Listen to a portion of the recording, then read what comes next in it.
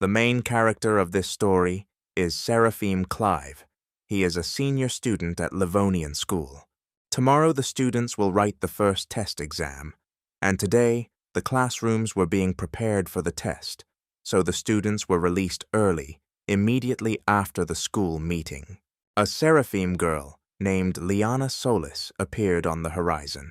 She was the best student of the year, and also the most popular girl in the school. Noticing the guy, she wishes him good luck in the exam. The main character was born into an average family, and his grades were not the highest, but he was lucky to meet such a girl. True, this raised a lot of questions among other students, and even now, out of the corner of his ear, Seraphim heard his classmates discussing their couple. They are perplexed at what Liana could see in this homely boy. The girls think that they are not suitable for each other at all. Having gone home, Seraphim also began to think about this topic. In fact, he also could not understand why Liana liked him. In addition, he was worried about one more thing. His girlfriend is the first in academic performance, so he definitely won't be able to enter the same university as her. Disturbing thoughts begin to swarm in his head, whether he is good enough for her. And as soon as he thought that he would like to be like the hero of some novel, some kind of glow suddenly appeared above his head. The light becomes brighter, and an unknown creature appears from it, which immediately greets Seraphim and reports that the activation was successful. Out of fear, the young man hid behind the closet, telling the unknown creature not to come closer if it didn't want to deal with his ruler. The creature gets angry and says that the system is not a joke, but the latest high-tech development of Planet X, where you need to complete the tasks of the system, and for this, it will reward the participant. However, she informs Seraphim that for now he is an ordinary user, and in order to become its master and own the system, he will need to pass a test.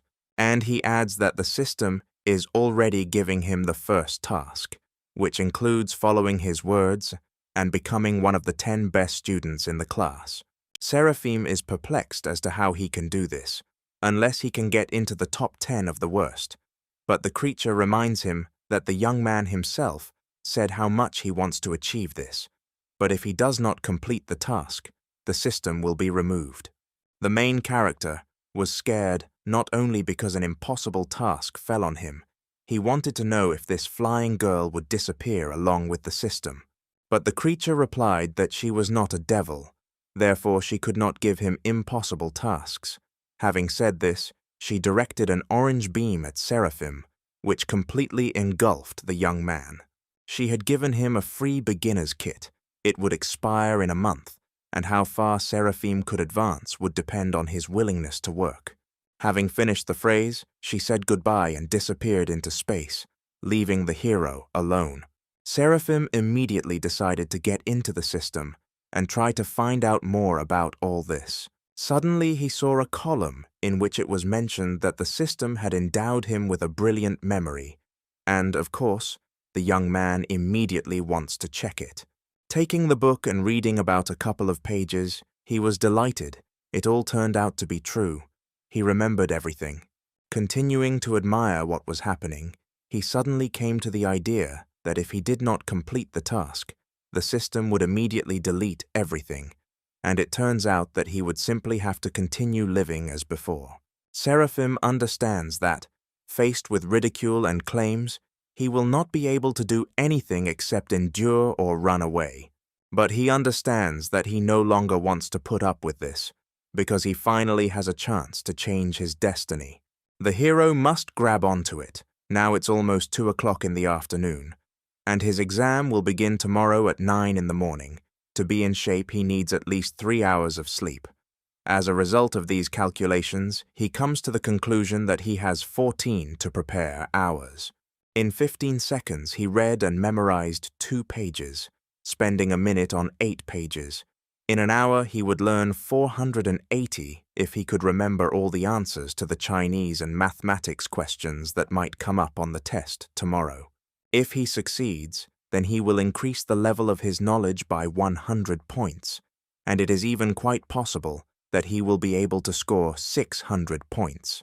The result of the best student in his class was 650 points, but if he could get 600 points, he would be in the top 10. At 8 o'clock in the evening, he went to dinner, and even at this time he did not look up from his textbook. Even his mother admonished him to put the book down while eating. Having gone to her son at 1 in the morning, the woman also found him sitting behind a book. She reminded him that he had a test tomorrow, so it was time to go to bed. The time approached 3 in the morning, but Seraphim did not go to bed, but simply continued reading under the blanket with a flashlight. Suddenly a fairy appeared. She noticed how the young man was diligently studying, and before him 1,072 of his predecessors had failed. After all, even having received the strongest ability, without hard work, it is impossible to achieve anything. Only those who are ready to work hard have a chance to experience this strongest system. As a result, the next day, already sitting in class, Seraphim was not in the best physical shape. He liked studying so much that he studied all night, even though he wanted to sleep. But still his efforts were not in vain. He looked at every question and remembered answers to them. Liana, noticing that her boyfriend looked tired, decided to ask if he was confident in his abilities. Looking at the girl with a tired look, but at the same time smiling contentedly, he stated that he was sure that now he would make it into the top 10. His companion was a little embarrassed. She didn't understand what was wrong with him. It seemed to her that he had somehow changed. This phrase was heard by the rest of the students. Muffled giggles were heard throughout the class, and someone even choked on their drink. Noticing this, Seraphim felt a little awkward. He himself had already realized how too presumptuous it sounded. Liana blushed a little and, smiling, told the guy that she believed in him. She got up and, having collected her things, said goodbye to Seraphim as she was going to the exam and finally offered to meet later and have lunch together. The young man waved his hand at her, while louder laughs were heard behind him again. The guys were discussing whether Seraphim was ashamed to be such a clown. Realizing that he was being discussed behind his back again, the main character wanted out of habit to simply put on headphones so as not to hear it. But suddenly, out of anger and resentment, he squeezed the earphone. The question again sounded in his head whether he was worthy of dating Liana. With all his soul, he wanted to show everyone what he was really worth. By this time, exam options had already been distributed in the class, and the observer watching the class walked around the room and thought that there were so many weak children in this class, and there was no one here who took the exam seriously. At the same moment, Seraphim was glad to receive the option. It turned out to be one of those questions that he had learned last night. The difference was only in one meaning, and he also knew the answers to the rest of the questions on the form. He couldn't believe that everything except the numbers remained unchanged. Seraphim understands that in this case, 600 points is nothing. He was already sure that he would receive even more than 650 points. The observer noticed how Mr. Clive completed all the tasks suspiciously quickly. She decided to carefully look over his shoulder to make sure he wasn't cheating, and in the end, she was very surprised. 4 days later, Seraphim, coming to class, again received a joke from his desk neighbor named Ian. He again reminded him of the phrase about the top 10. He considered the young man the main braggart of the class, telling him that everyone was waiting for his next joke. Noting that it was his own fault that everyone was laughing at him, Seraphim objected to him, saying that everyone was simply jealous of him, since he and Liana were together, and therefore they were making him a scapegoat. Finally, the teacher entered the classroom with a huge pile of papers. Bringing them to the table, she simply threw them on him. It was clear that the teacher was unhappy. She mentioned in an irritated voice that this was just a trial exam that tested their readiness, and at the same time they analyzed all the tasks in class. Then she could no longer restrain herself and screamed at the whole class because she did not expect that her students would write it so poorly, and wanted to know if they do not know how to pull themselves together in a critical situation, then how are they going to go to college? She calls the students one by one, announcing the results and handing over their exam forms.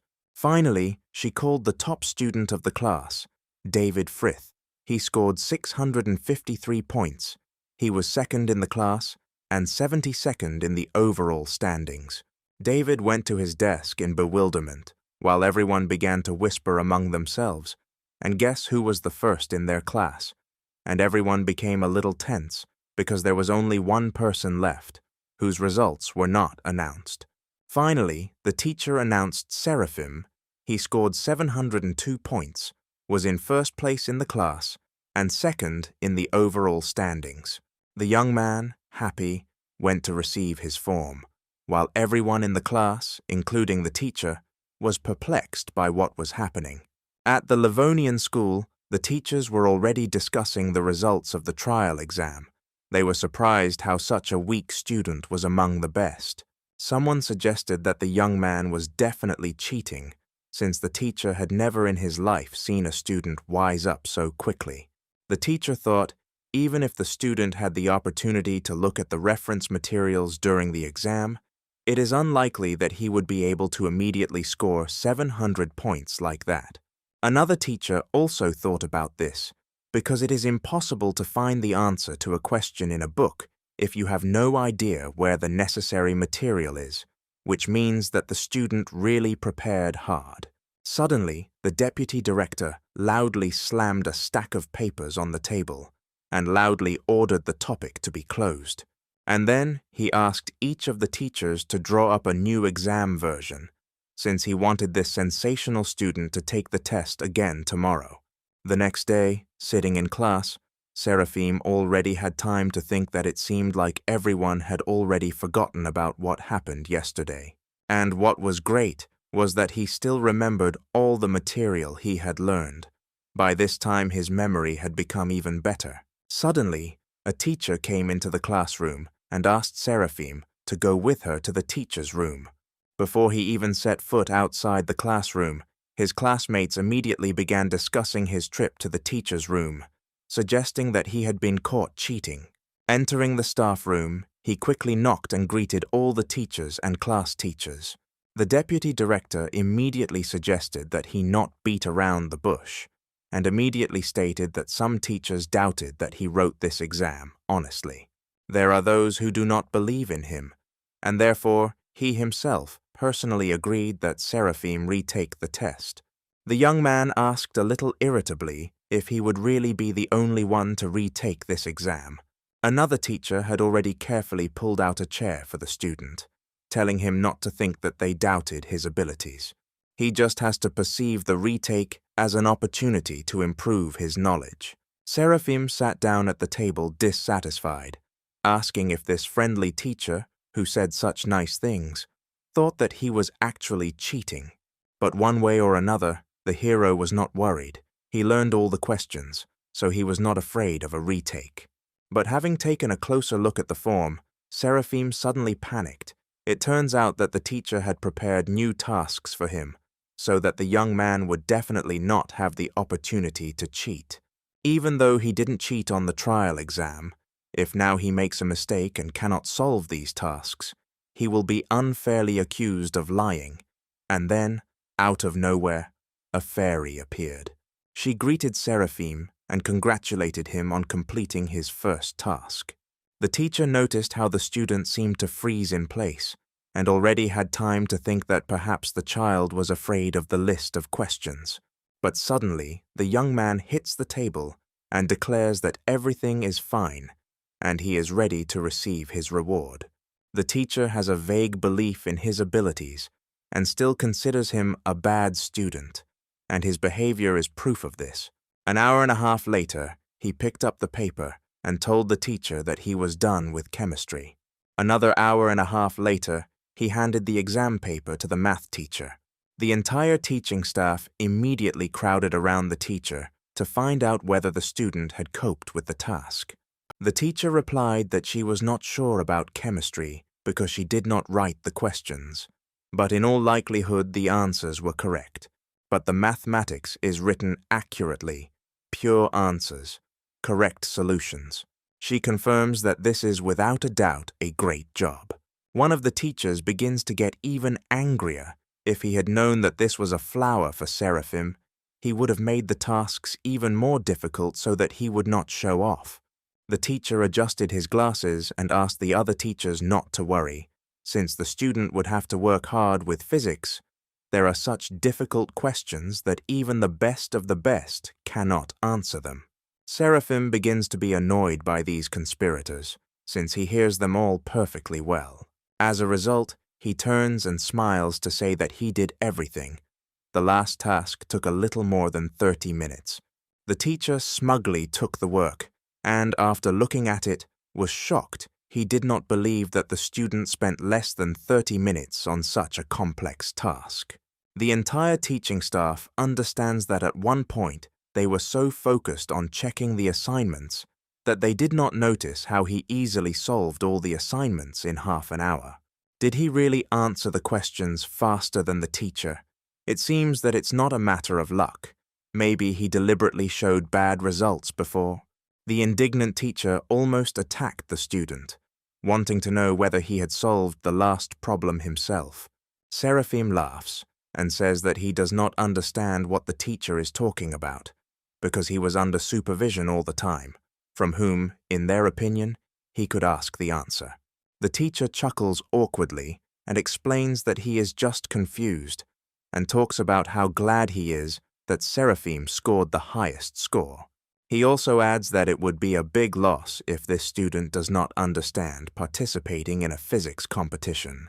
The young man wants to know whether competitions give him extra points for the entrance exams, and the teacher gives him a positive answer.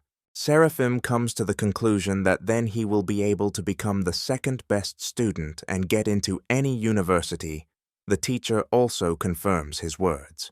But suddenly, the sparkle disappears from the student's eyes, and to the surprise of the teacher, he says that this is not particularly important for him, and he will not participate. And if there are no more questions for him, he asks to leave. Having said this, he quickly headed towards the exit. Walking along the corridor, Seraphim thinks about how good it is that he completed the first system task and received a reward. However, he doubts that everything will be easier further. 3 hours ago, he received the award, and immediately felt as if his mental abilities had improved. The voice of Liana, who was also walking along the corridor and noticed her companion, pulls him out of the abyss of his thoughts. Seraphim, without hesitation, headed towards her, surprised at what she was doing on the 6th floor. It turns out that she found out that he was called to the teacher's room and wanted to ask if everything was okay with him. The young man immediately admitted to her that he was forced to retake the exam. Everyone thinks that he could not improve the level of his knowledge in such a short time, and the young man himself would like to know whether Liana believes him. The girl approached him and gently cupped his face with her hands, looking him straight in the eyes. She stated that they can think what they want, but she believes in him. Even though his progress is truly incredible, she knows that he would not lie to her. Seraphim is pleased to hear this, but he still wants to know if she really thinks so. Liana blushes even more and says that if he continues in the same spirit, then they will be able to enter the same university. Seraphim was already preparing to hug his beloved when the teacher came out of the teacher's room, muttering to himself that the student was clearly not telling something, and if he was so smart, then why was he afraid to take part in competitions? Raising his head and seeing how the young man was standing close to the girl, the teacher pulled him back and immediately began to scold him for inappropriate behavior at school. Seraphim doesn't understand what the problem is, because he doesn't do anything like that, but everything is serious with Liana. The teacher becomes even more furious because the student does not understand what the problem is. The teacher is angry because what kind of relationship can there be? After all, they are still school children, and their studies can suffer from such love.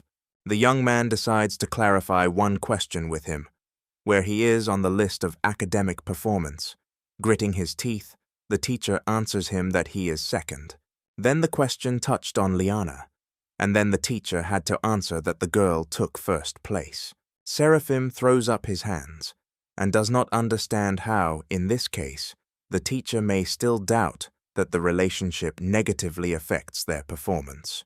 Liana could not restrain herself and began to laugh. The teacher clearly did not like this, and he asked the young man not to talk nonsense. He decides to remind the student that his place in the overall standings has not yet been confirmed.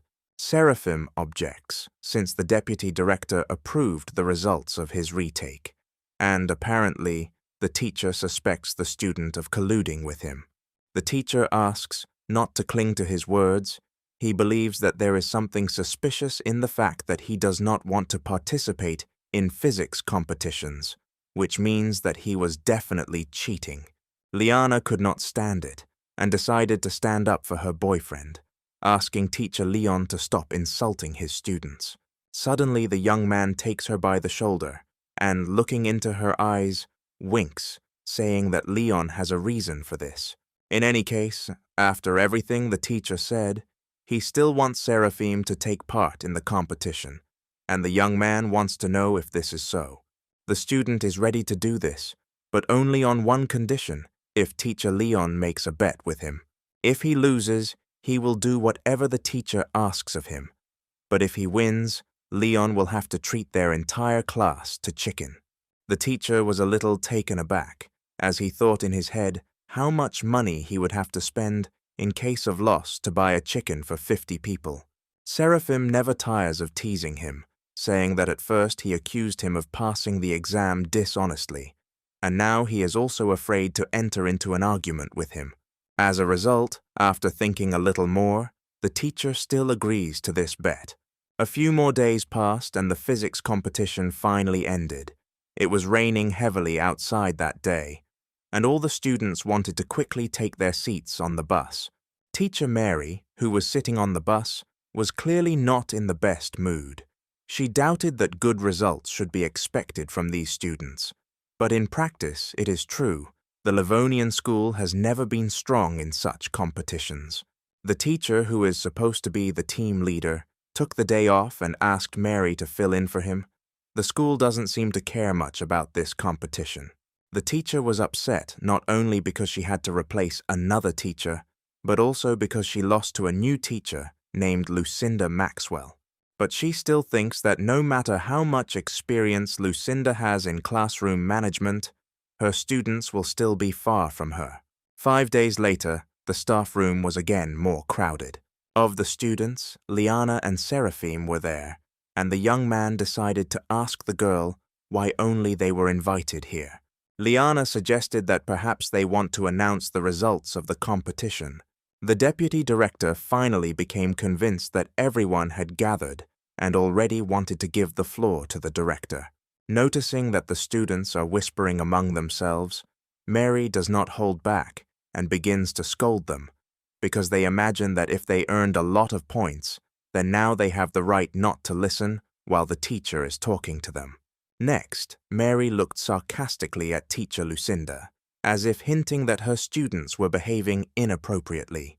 Seraphim, seeing this picture, decided to butt into the conversation, saying that he did not understand what teacher Mary was talking about, and that he did not think that they behaved disrespectfully towards the teacher.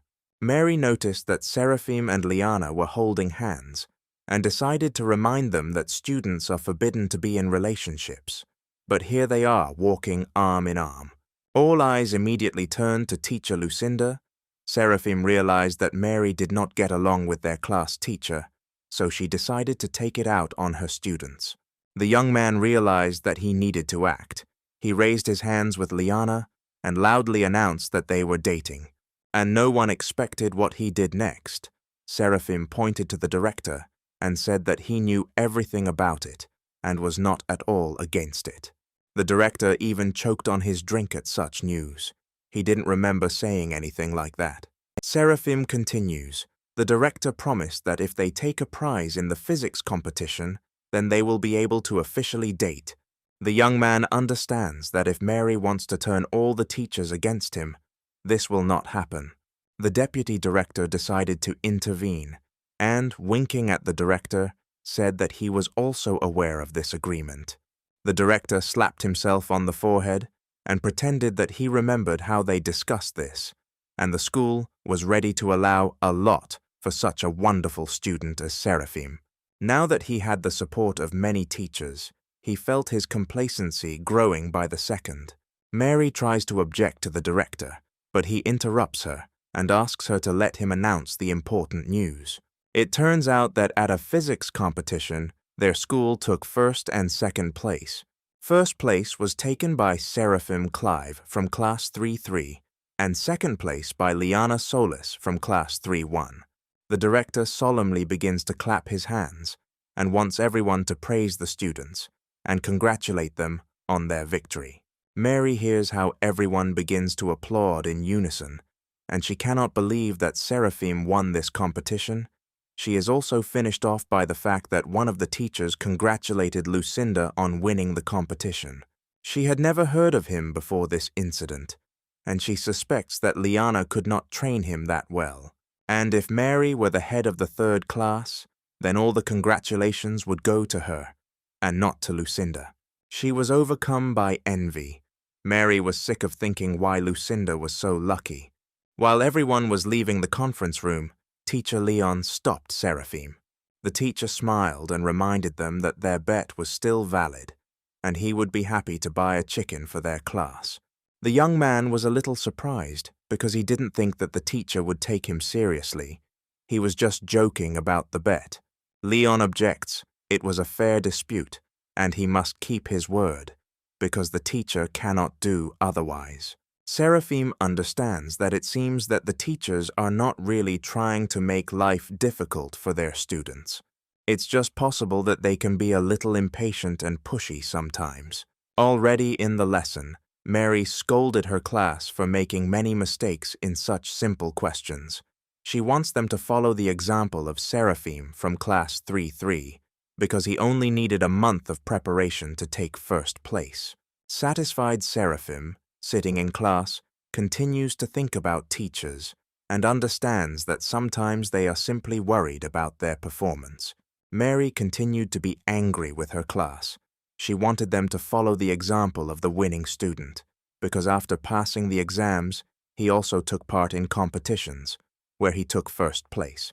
Leon still kept his promise, and the whole class went to eat the goodies together. Mary did not end her tirade. She shouted that among her students there were simply no such hard-working students as Seraphim. The school children noticed that their teacher had already mentioned this Seraphim 10 times. If they didn't know, they would have thought that this was her student. One of the students sitting in the back desk even seriously wondered who this Seraphim Clive was. The fairy again appeared to the student and said that since he had successfully completed the first mission, and therefore, as a reward, she would grant him the ability to quickly comprehend, now he would be able to solve the assigned problems in one moment. Seraphim was delighted, and from then on, he was able to cope with any task. Leaving the class, Ian tried to stop him, who wanted to find out if he was going home. The young man confirms and wonders why his classmate is not going home. The fat man reminds him that today they will have a match with the first class, and from the third parallel, Seraphim plays basketball best of all, and if he does not go with them, then they will definitely lose. The young man doesn't want to take part in this at all, so he begins to make excuses that he's been so busy lately and almost forgot about basketball. But seeing how upset Ian is, he picks him up and, holding him, says that it's time for them to go to the field and crush their opponents to smithereens. They arrived on the field and were immediately greeted by their team members. But his rivals also noticed him. One of them, named Frank Kish, addressed Seraphim's class as scum and wanted to know if they were ready to lose. The young man was just changing into his uniform and turned to Frank with a request to chat less, because they had gathered here to play and not to chat. The opponent supports him because time is not rubber, and the one who scores 50 points first will win. The game has begun. Frank dribbles the ball and quickly passes one opponent after another. He breaks sharply and quickly throws the ball into the basket. Now the score is 2-0 in their favor. The opposing team did not understand how this sudden attack happened. Was this Frank really ready to kill for the ball? Ian wants to know why Seraphim is just watching this. Frank, meanwhile, turned to them and told them to continue to stand on the sidelines, because this way he will definitely beat them. The main character asks his classmate not to worry, while he watched Frank dribble the ball and move forward. Then the young man felt the same as when solving problems. He seemed to feel inspired, and his brain began to think faster. His dribbling technique and the way he was able to get past defenders, Seraphim sees how to improve his movement and how to correct the mistakes he makes while dribbling. And it seems that he has already found the key to deciding whether it is possible that the ability given to him by the system also works during basketball. Frank takes the ball away from his opponent again. He exclaims that the third class doesn't seem to be that good. He advises them to try using a blocked shot. But suddenly, out of nowhere, Seraphim appears in front of him. He deftly snatches the ball and begins to dribble it. One of the opponents tried to trip him, but the young man jumped up and threw the ball forward. The ball went straight into the basket. Ian couldn't believe it. He watched his friends play and saw that he played exactly like Frank. Only Seraphim's throw was stronger and faster.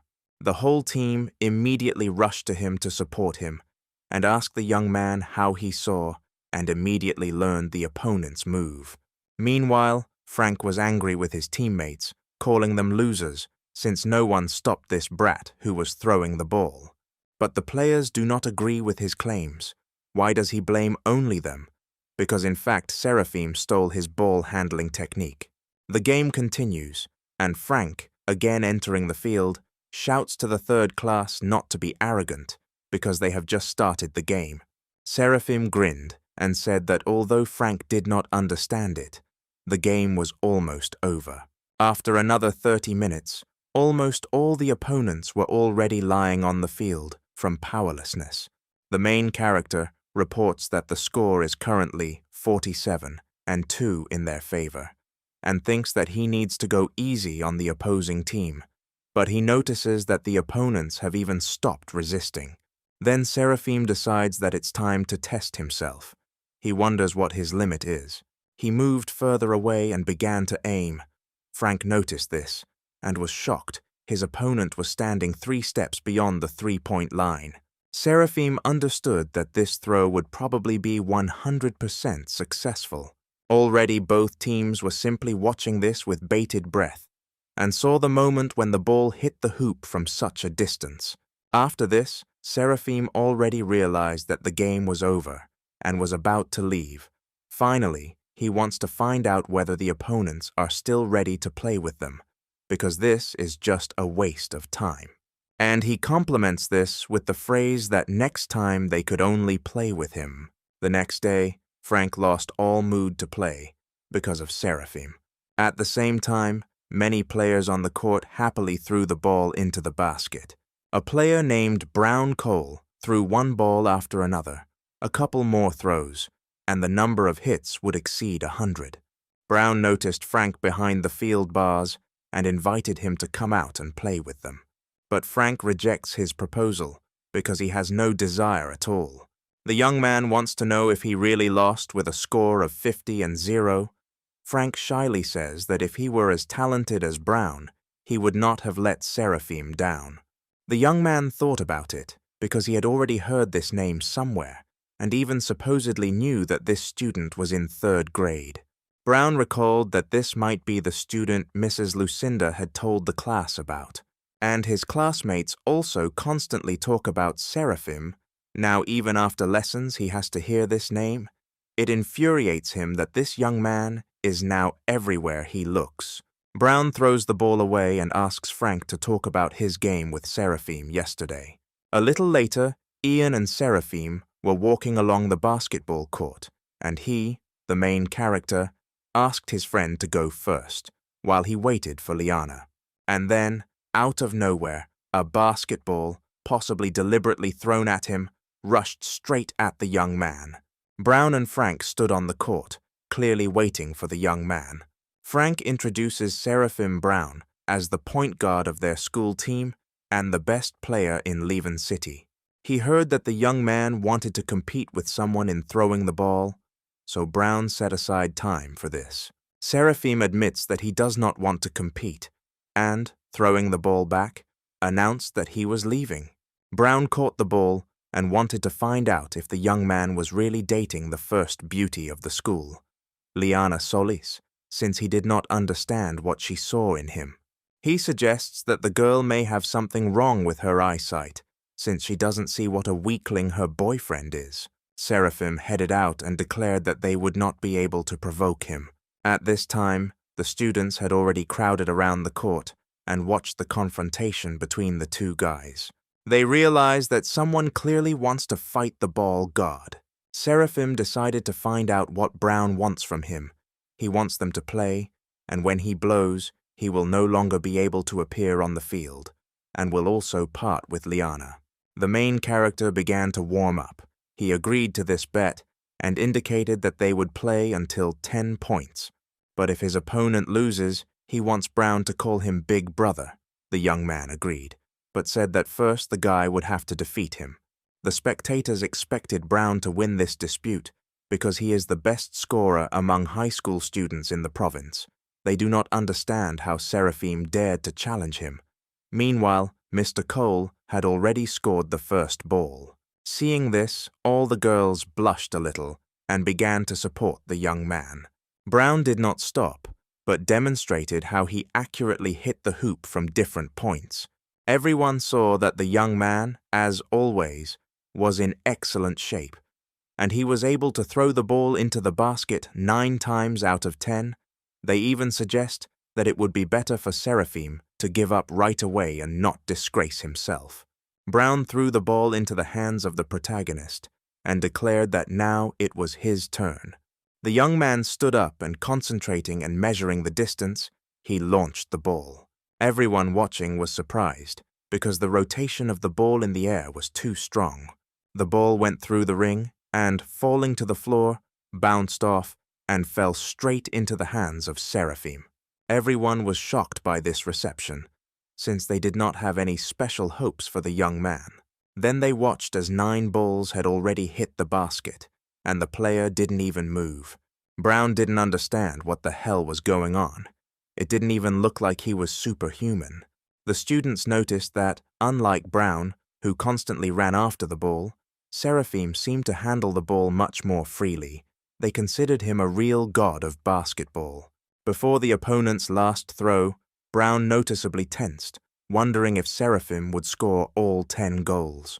While preparing to throw, the main character noticed that the coach of the basketball team, Mr. Sions, was standing with the students.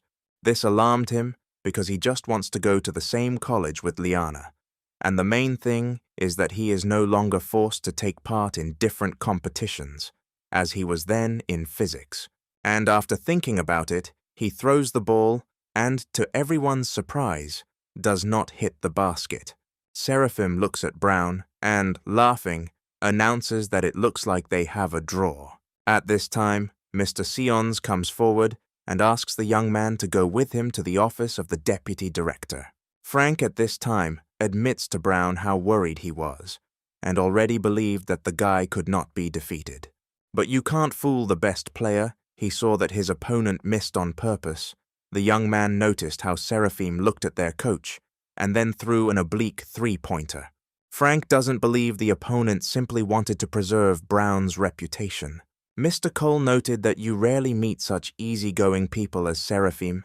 After all this, the young man even respected him.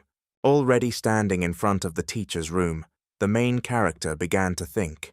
The lessons were over. Why suddenly the deputy director called him. Upon entering the room, he immediately saw the deputy, who greeted the student and ordered him to sit down, stating that as long as everyone was assembled, they could begin. The teacher invited the best students of the school here, but noted that every year among the best, there are always those who failed the entrance exams. Therefore, he and the teachers decided that the deputy director would lead the group of the strongest, and after school, he would conduct intensive additional classes for them. They even warned their parents. Seraphim was not particularly pleased with this news, because it meant that he would also have to go to this study group. He was distracted by Liana, who noticed her boyfriend and greeted him sweetly. Seeing her, Seraphim realized that now he wouldn't be so bored here. Many students, on the contrary, took this news joyfully because their teachers brought them to the top.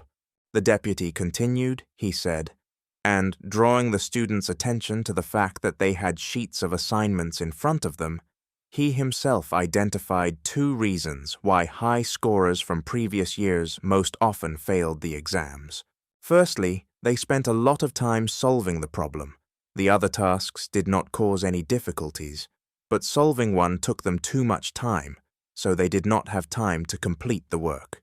Secondly, they misunderstood the question posed in the task. Some students gave a detailed solution, but after receiving the results, they realized that they had made a mistake that affected the entire task, due to which they lost points. While all the students were looking through the assignments, Seraphim called the deputy director and suggested to him that if he proves that the assignments are not difficult and it is quite possible to solve them with the highest score, if he succeeds, then can he allow him not to attend these classes anymore. The students did not like this attack. They think that Seraphim is an arrogant fellow, because the deputy said that the problems can be solved, they just take a lot of time. Liana decides to join the conversation. She points out that Seraphim can prove, because in fact he won first place in a physics competition.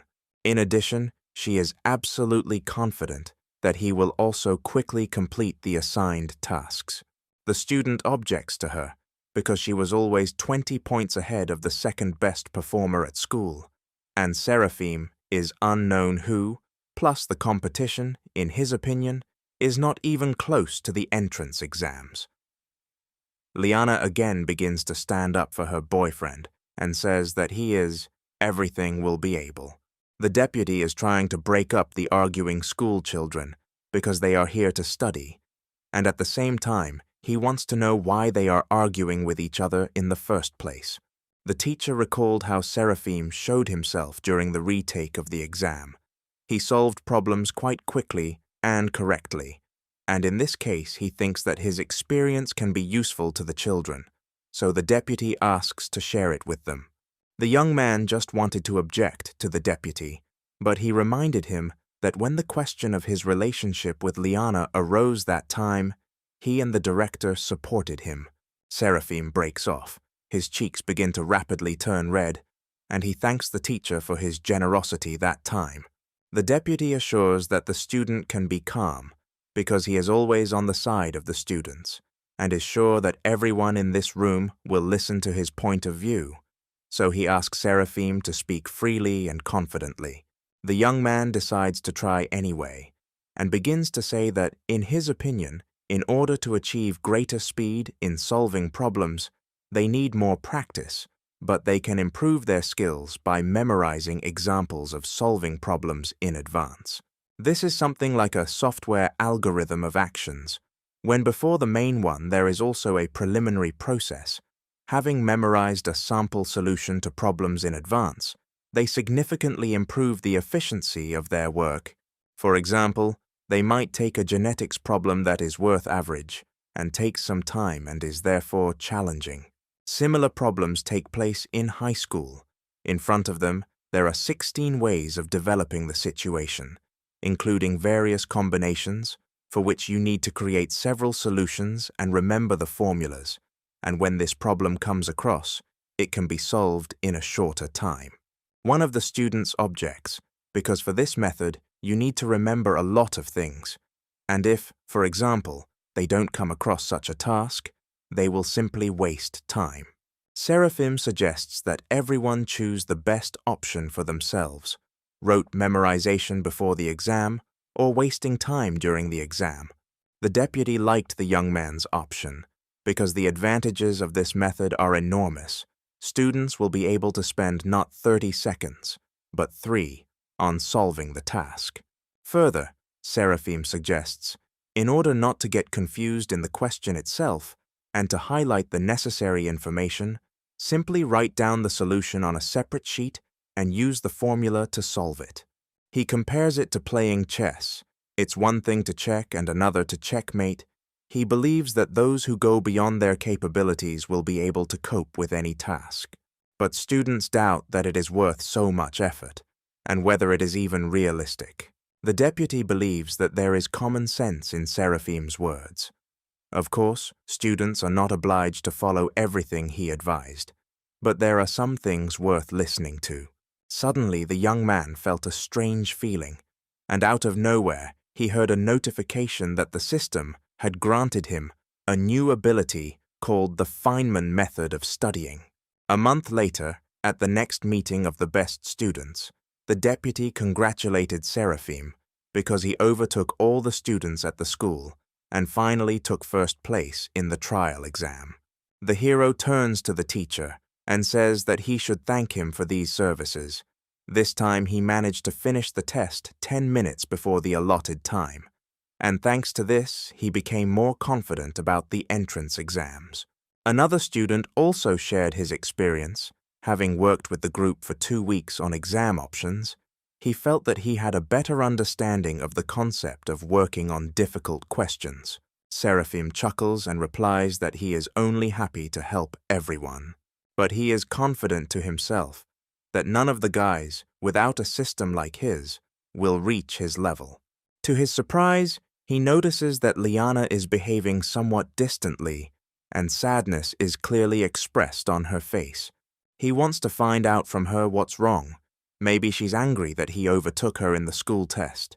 But Liana replies that that's not the point and she's very happy for him. Seraphim is still trying to find out why she feels bad, but the girl just refuses.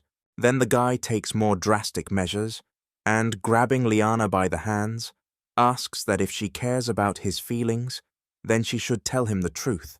Meanwhile, the deputy declares today's meeting over, and all but a couple of students quickly begin to get ready.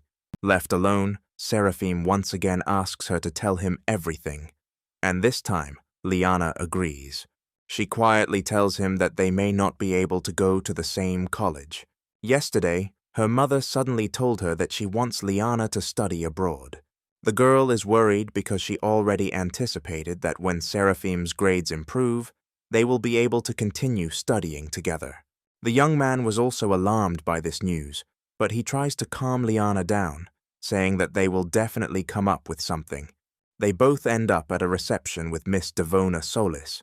Liana tries to start a conversation and addresses her as her aunt. Devona laughs because she allows herself to be called auntie, since she is not one of those old-fashioned mothers who forbids her child to date. In addition, she trusts her daughter, and it is immediately clear from Liana that this conversation is difficult for her. However, despite the fact that Miss Solis is not against their relationship, she still believes that first of all, Liana needs to think about her future. Miss Devona has a goal. She wants to give her daughter the best education.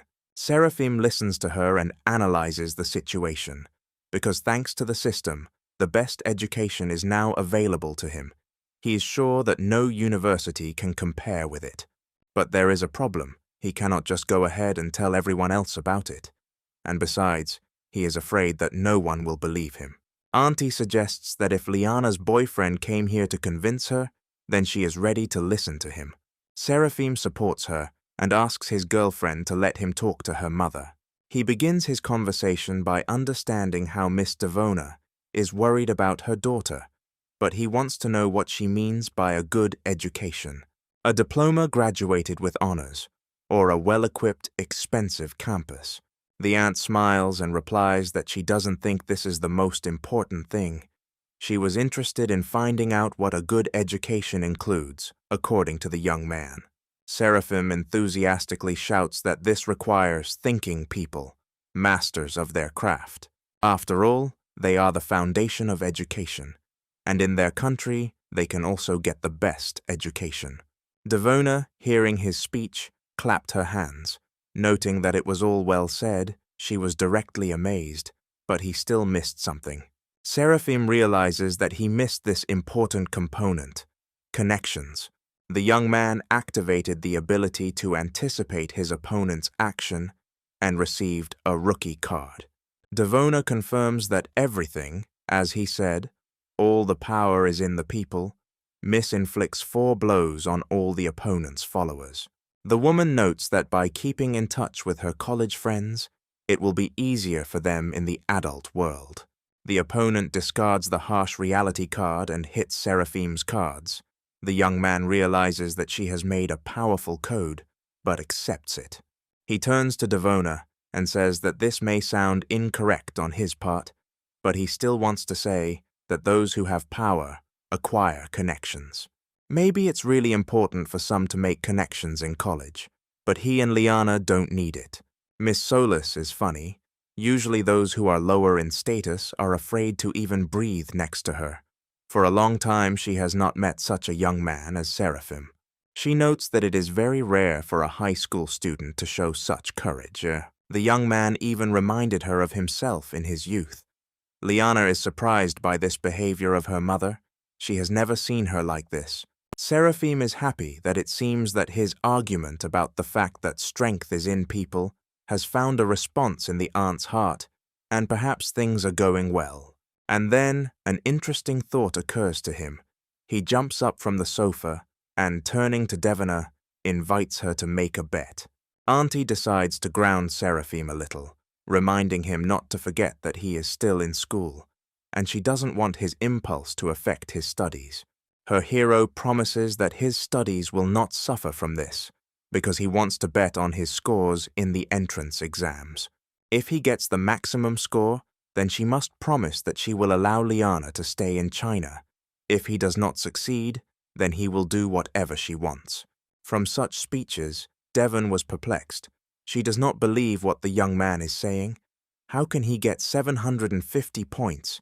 He is clearly out of his mind.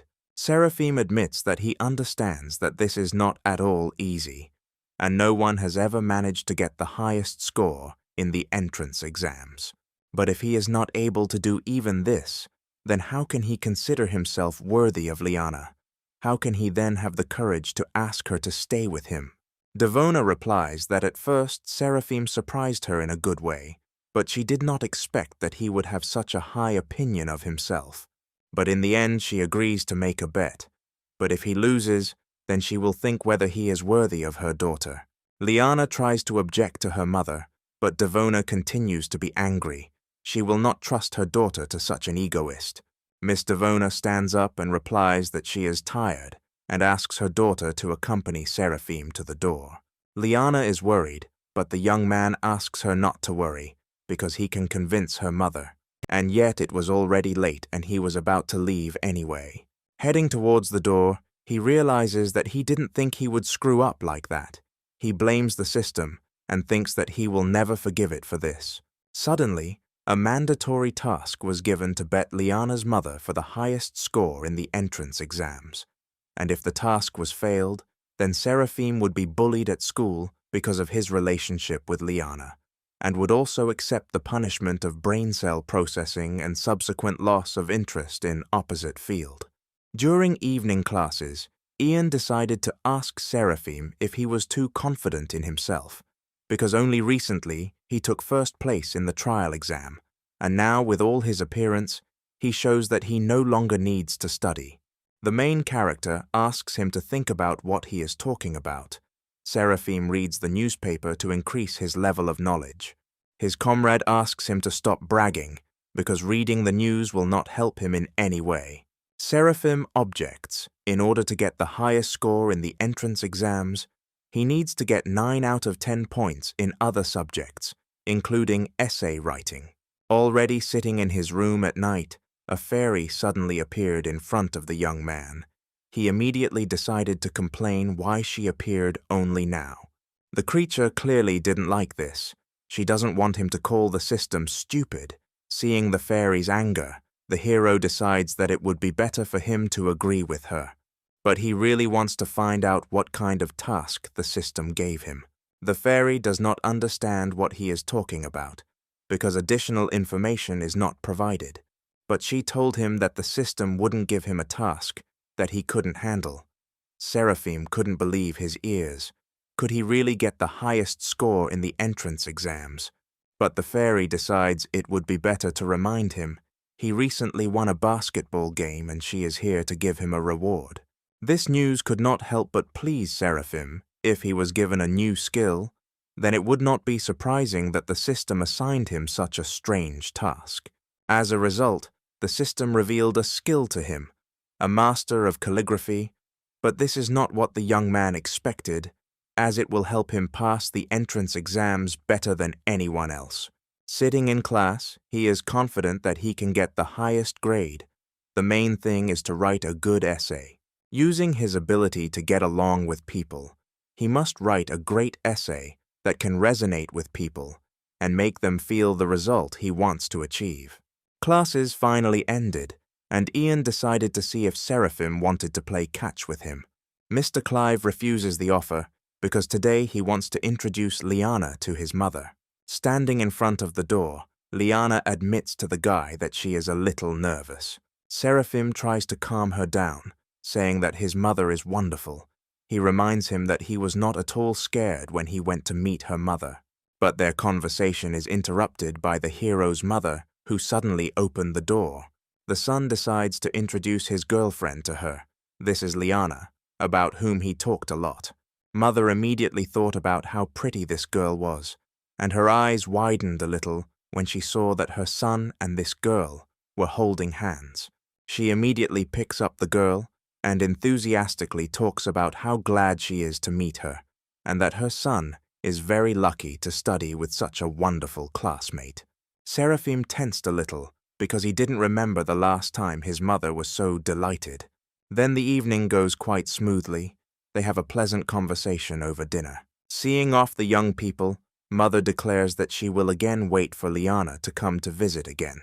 She reminds Seraphim a little sternly to take the girl to the car. Liana is very happy about this evening. She admits that he feels so at ease. The girl noticed that his mother is softer than hers. Seraphim is glad that his girlfriend liked it, and he invites her to come to them more often, and he will try to give his best. Liana laughs and asks what he is talking about. The young man replies that he will get the highest score in the entrance exam. A few months later, Evie Store welcomes everyone to her broadcast and announces that today is the last day of the entrance exams. It demonstrates how many parents have gathered in the schoolyard. College entrance exams are truly a big event for every family. Evie was embarrassed by the reactions in the chat. Everyone sent her hearts and wrote that she was the best. Someone even asked her to marry him. Seraphim and Liana come into the frame. The girl immediately pays attention to them. Evie assumed that these two had already shot each other. She decides to greet them and find out how it went. After all, how did they cope so quickly? There was still a whole hour left until the end of the exam. Seraphim admits to her that they simply wrote all the assignments and handed them in. Evie is shocked. She already thought that they were expelled from the exam for some kind of violation. The girl admits that it just rarely happens that students pass their entrance papers so quickly, and she wants to know how difficult the assignments were this year. The guys chuckle and answer that the questions were not particularly difficult. Seraphim suggested that he would probably have the highest score. Evie is shocked. She thinks he is joking. She decides to clarify whether he is sure that he was able to score the highest score in a foreign language. Seraphim decides to clarify he means the highest score in all subjects. Evie thanks them for their comments and says that she will go and interview the rest of the guys. Having walked away a little, the girl exhales and thinks about what a strange guy he was. But this broadcast did not go unnoticed. Rumors about the arrogant young man had already spread online. Even the newspaper of the Livonian school published a story about a high school student shouting loud words, and this caused a wave of controversy. This news could not pass by the director, and he decided to call Seraphim. The director approached the young man and decided to say that the student was careless. He invites him to look at the news, which says that an interview at the Livonian school has led to a flurry of indignation. Netizens are heatedly discussing the pretentious and arrogant students of this school. Seraphim believes that reporters really know how to make mountains out of molehills. The director admits that if the matter concerned someone else, then there would be no problems. But it was Seraphim who came under attack, even though the exam results had not yet been announced. But he had already become famous throughout the internet, and he wants to know how the young man will now order to restore the reputation of the school. Seraphim asks him not to worry. Perhaps he didn't choose his words very well in the interview, but he spoke the truth.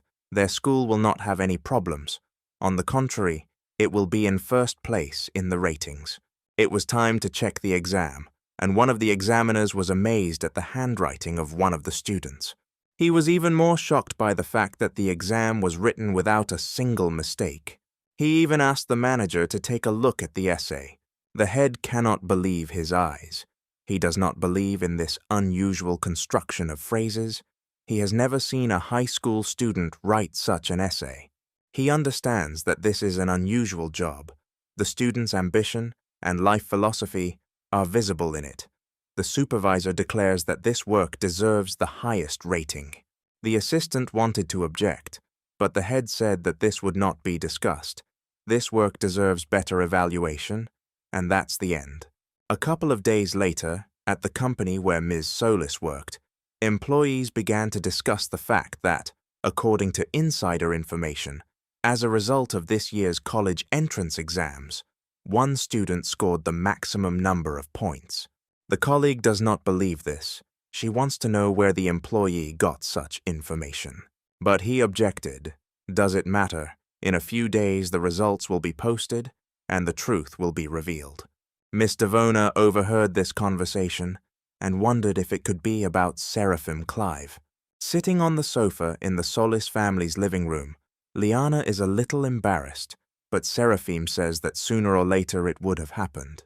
He brings his face closer to the girl and asks her permission to begin. She agrees, and the young man, picking up the phone, wants to see the results of the entrance exams, which have finally appeared in the public domain.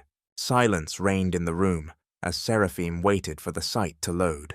Liana closed her eyes in fear. Miss Devona unexpectedly entered the house and announced from the threshold that she had received some news this morning. Liana immediately ran joyfully to greet her mother. Devona noticeably blushed when she saw Seraphim in the room as well. The young man also stood up to greet Miss Solis and apologized in advance for the disturbance. Liana happily tells her mother that they finally found out the exam results. Devona asked if the young man wanted to tell her something, and then Seraphim solemnly showed her the website page, which indicated that he had taken first place and scored the maximum number of points in the exam. After that, he hesitated a little, as he noticed that Devona was somehow not particularly surprised. But she already suspected in advance.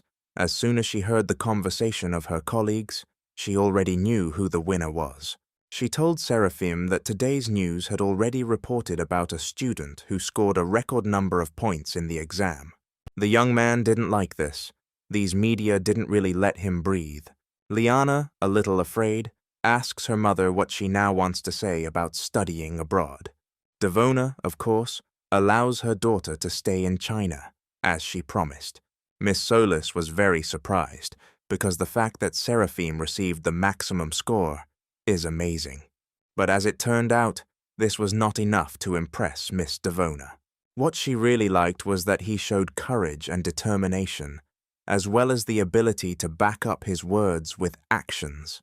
Approaching Seraphim, she pats him firmly on the shoulder and declares that from now on, she trusts her daughter to him. The young man cannot help but rejoice. He confirms that she is entrusting her Liana to good hands. While the guys were happy that everything had worked out, Devona was already thinking that in a few years, the young man would stop calling her aunt. Liana could not resist and threw herself on Seraphim's neck, shouting that she was glad that they had managed it. But their rejoicing is interrupted by Miss Solis, who decides to tell her that the guys have to promise her something.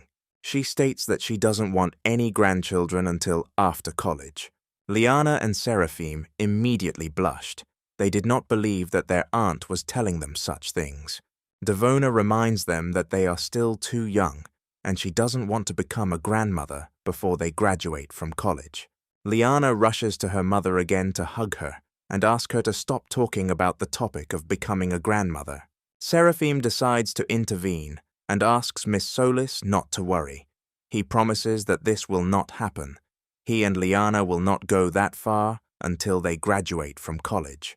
Devona says that he trusts the young people. If he was able to get the highest score in the entrance exams, then he must keep this promise. Seraphim made this promise and immediately began to hope that perhaps it would not be so difficult. At that moment, his mother called, and he immediately picked up the phone to answer her. Mother calls him because she has already received several calls from the admissions office of different universities. She is hesitantly trying to tell him about the exam scores. Hearing the hesitation in her voice, he decides to tell his mother the truth himself. What everyone is telling her about, she can be proud of her son, because he became the first in the ranking of students who passed the entrance exams. The mother cannot hold back her tears and even covers her mouth with her hand from such shock. She recalled how she saw her son sitting at books and studying from morning to night. Mother recalls that the last few months must have been very difficult for her boy. She could never have expected Seraphim to score a perfect score. His father would have been so proud of him. Her son reassures her, because in the future she will have even more reasons to be proud of him. 2 days later, the young people met again in a more relaxed atmosphere. Seraphim immediately noted how good Liana looked. The girl was a little surprised to see her betrothed on a bicycle. Seraphim told her to jump onto the trunk, and now they are already rushing down the street on this sunny day. While driving down the street, the young man thought about the fact that a few months ago everyone laughed at him and did not take him seriously. But now, when he and Liana walked past a group of students, no one laughed at him or said that he was not worthy of her. Liana decides to find out whether Seraphim has thought about where he will apply. The young man says that his mother supports his decision to go to the same place as his girlfriend. As soon as they approached one of the buildings, they suddenly saw that there were ribbons hanging on it with congratulations to Seraphim, a third-grade student at the Livonian school, who received the highest score in the entrance exams. Liana nudges him with your elbow, laughing at how pompously they congratulate him. Seraphim was suddenly pulled back by the director. He said that the young man had done a huge favor to the Livonian school. The main character even becomes a little embarrassed, and he tries to tell the director that this is not such a big event. But that was not the case. The entire teaching staff had already gathered to congratulate him. The young man becomes even more embarrassed. He does not know whether he is even worthy of such an honor. The principal announces that for his outstanding results in the entrance exams, the school has decided to give him a place on the honor board. Hearing this statement, all the teachers were a little shocked. Lucinda reflects on the fact that in the entire 40 years of the school's existence, only 4 people have had such an honor. This was awarded to a titan of the world of literature, an internet giant who built a career from scratch, a politician who contributed to the development of their country, and an academician who achieved high results in scientific activities. And now it's Seraphim's turn, and he's only 18 years old. Lucinda's head was filled with the thought of whether, at his age, he was already on the same level as such strong personalities. The teacher decides to check with the principal to see if this is too much of a reward. The director decides to ask her why the Wall of Honor is needed, and to demonstrate the greatness of their school or to encourage their future students to strive for excellence. For many years, their Wall of Honor has been a benchmark for social success, but those around them probably didn't realize that it was something of a forbidden fruit for students. If even such a brilliant student as Seraphim does not take his place on the wall, then will anyone else be able to do so? Teacher Lucinda, after thinking about it, came to the conclusion that all this sounded reasonable. In this case, the director declares that Seraphim Clive is worthy, is on the wall of honor. Everyone around him begins to applaud loudly, which makes the young man feel awkward. It seems to him that he cannot accept such an award. The director is trying to convince him, is it really possible that now everything he said here will be in vain? He decides to whisper in the student's ear that thanks to him, their school received a grant for a tidy sum. And plus, for everyone who is listed on the wall of honor, the grant amounts to an even larger amount of money. The main character was even speechless from such amounts. But at the same time, these speeches inspired Seraphim, and now he considers it his duty to serve as an example for other students. The director is happy, because this is exactly the ambitious approach he expected from him.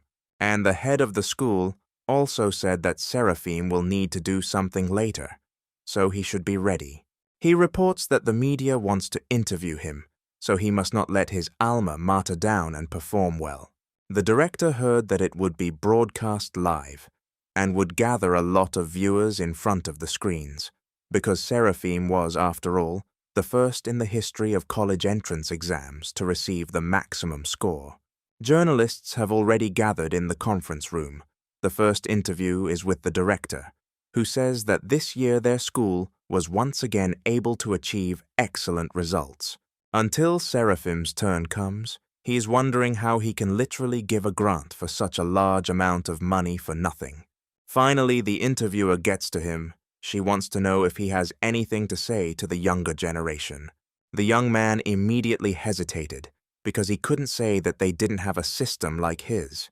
Although in theory the system is only half the battle, he was able to achieve such results also thanks to the skills given to him. If you think about it, what helped him the most was that the tasks of the system were mandatory to complete. If he had not worked until he was exhausted every time, he would have been able to use his skills to the fullest. He is going to give one piece of advice and says that you should not be afraid to lose face.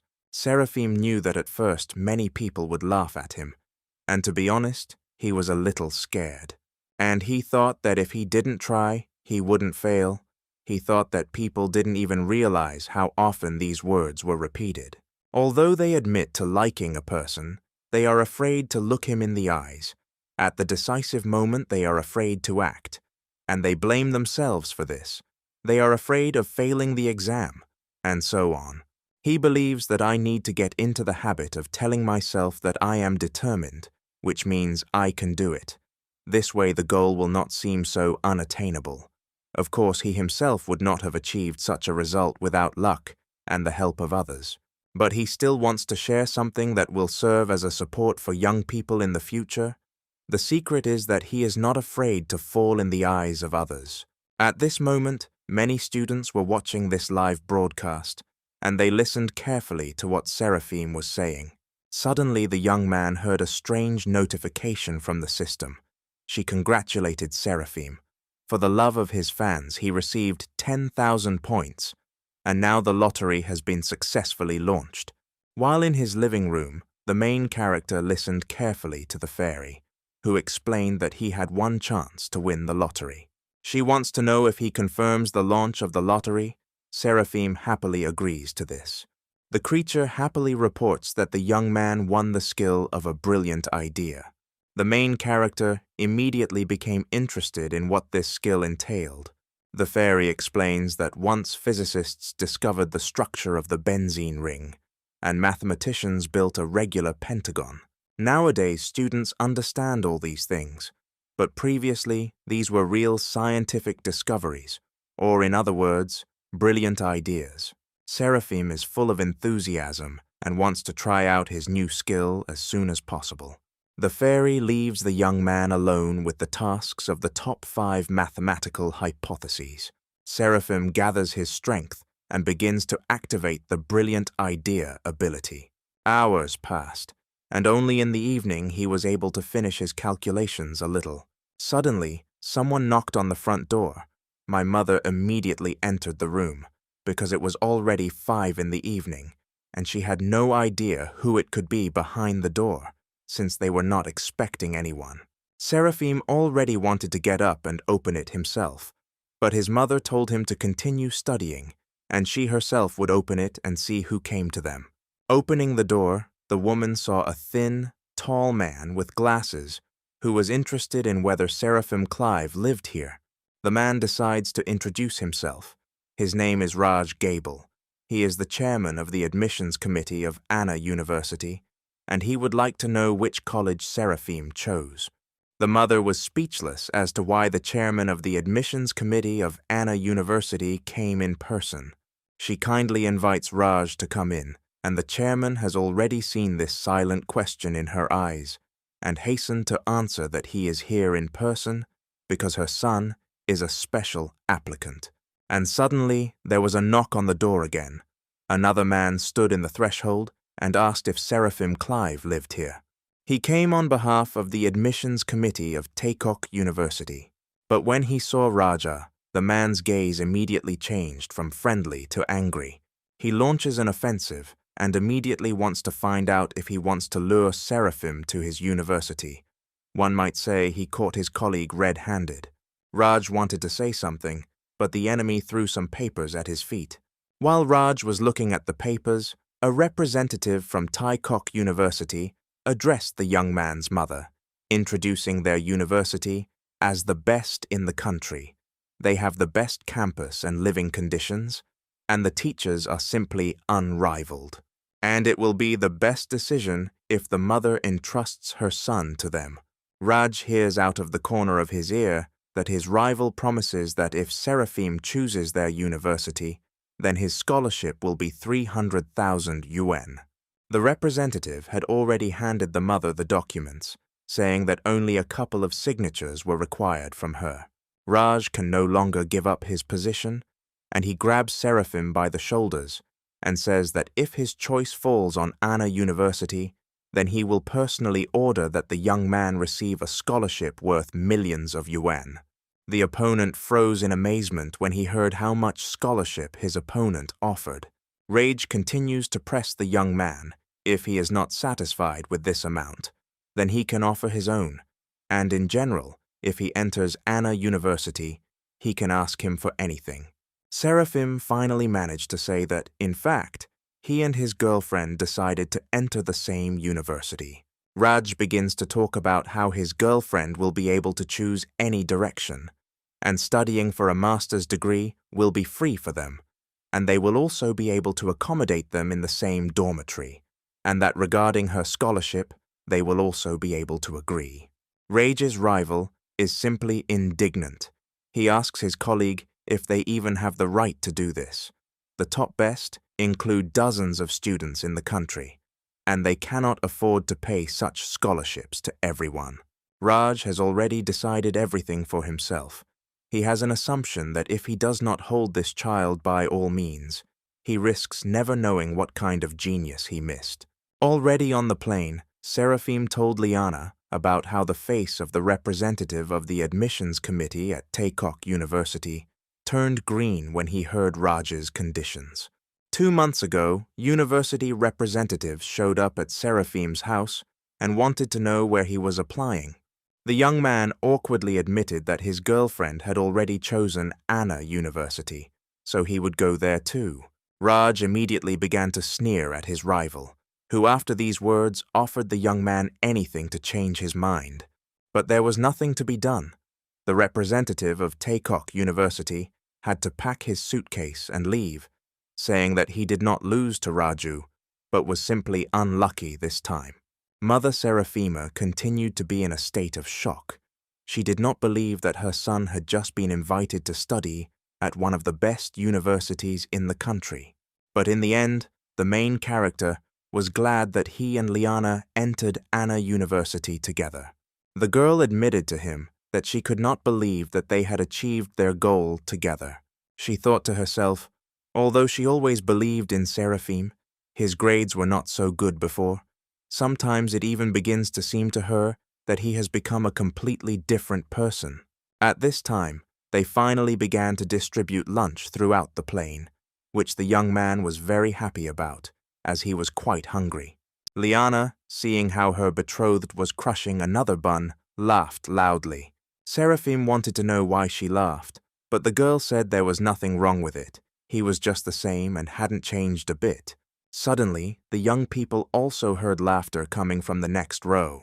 Liana turned to see who was laughing too, and saw that a pretty blonde was winking at her. Mrs. Solis didn't understand why this girl looked as if she knew them. Seraphim noticed Liana's worried look and decided to find out what happened. Liana told him to look at the girl next to them, because she was so beautiful. Even Mrs. Solis herself was amazed by it. In addition, Liana noticed that the young lady was looking at Seraphim and smiling. The young man thinks that this is all nonsense, and perhaps she just made her laugh at the way he ate. Finally, the plane arrived in Kyoto. The chairman of the admissions committee had already arrived there to meet the students.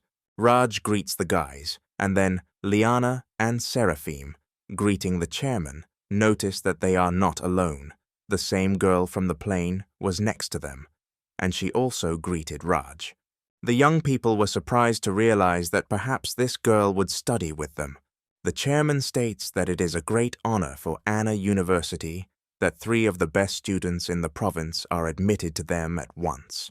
Seraphim analyzes the situation. If the 3 best students entered, the first is him, the third is Liana. This means that the stranger is the second student to score the highest score in the entrance exams. The girl happily reports that she is glad to finally meet him. She heard about the guys, and today she finally saw her for the first time. The stranger finally introduced herself. Her name is Taylor Locke. She and Seraphim shake hands and promise that they will learn from each other. The young man does not understand why he has the feeling inside that this girl is up to something bad. The chairman decides that since everyone has already met, they can go to the university and takes the guys to the car. Seeing this car, Seraphim was simply delighted. It seems to him that Anna University's approach to its students is even better than he expected. Suddenly, he heard Taylor laugh behind him. She said that every year the best students enter Anna University, but for the first time in history, a high school student managed to get the highest score. The girl suggests that, probably, it was given to her from above to meet such a genius as Seraphim.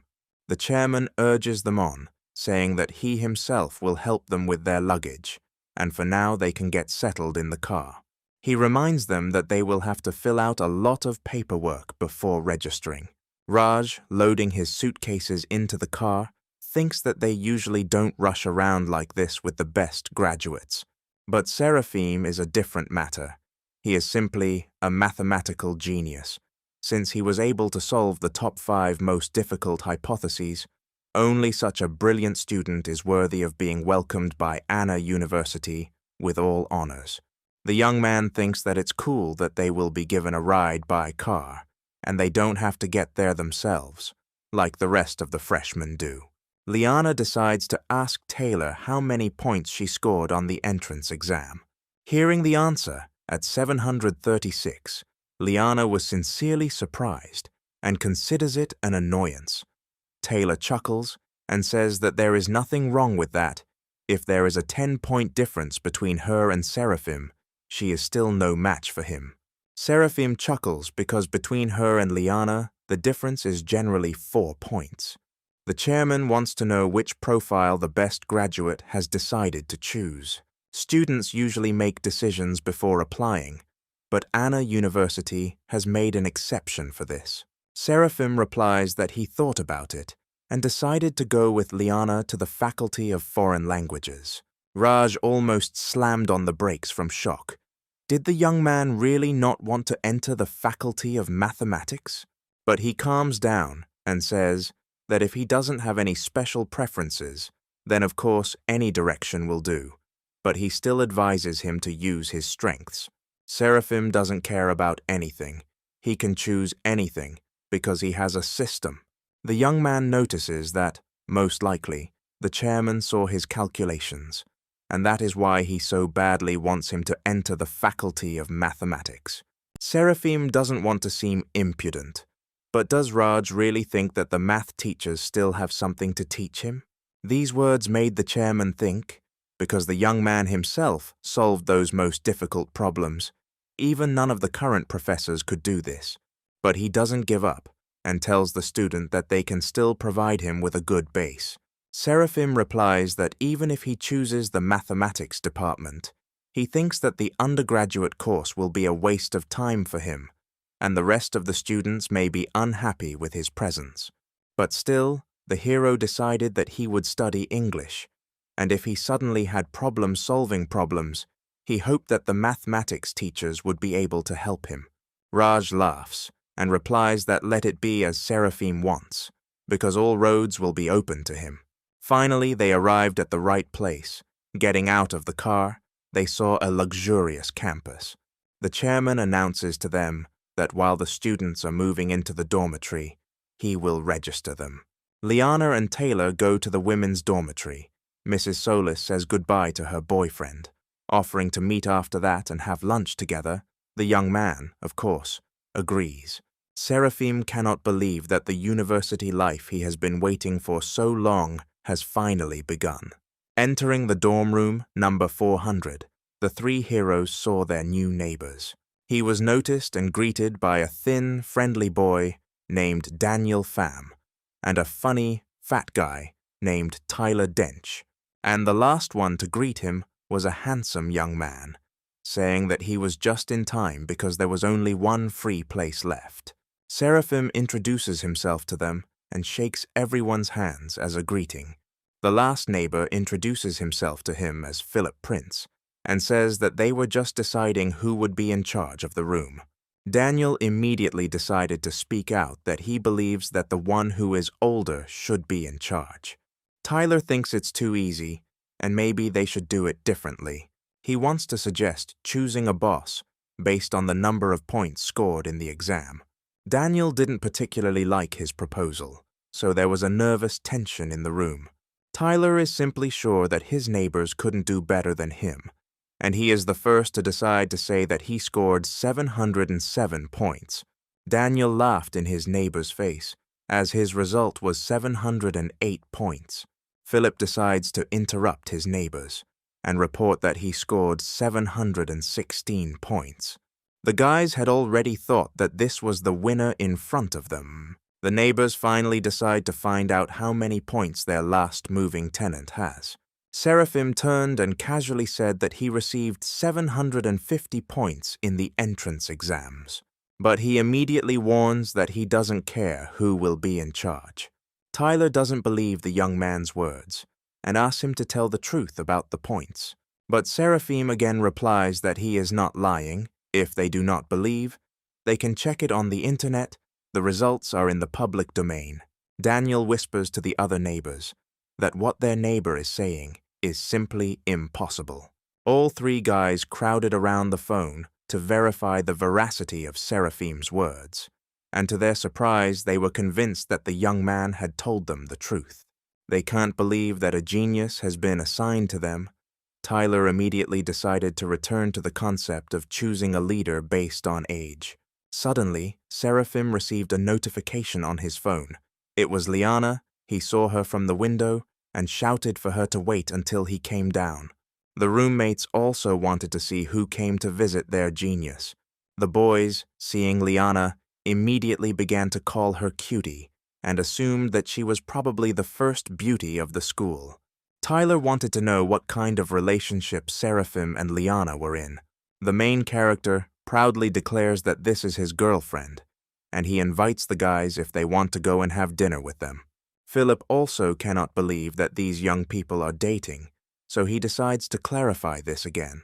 Hearing once again confirmation that Liana is his neighbor's girlfriend, Philip declares Seraphim to be in charge of their room. The rest of the guys also agree with this. They have already even announced that they are now a family, and there should be no secrets between them. The main character experiences a feeling of awkwardness.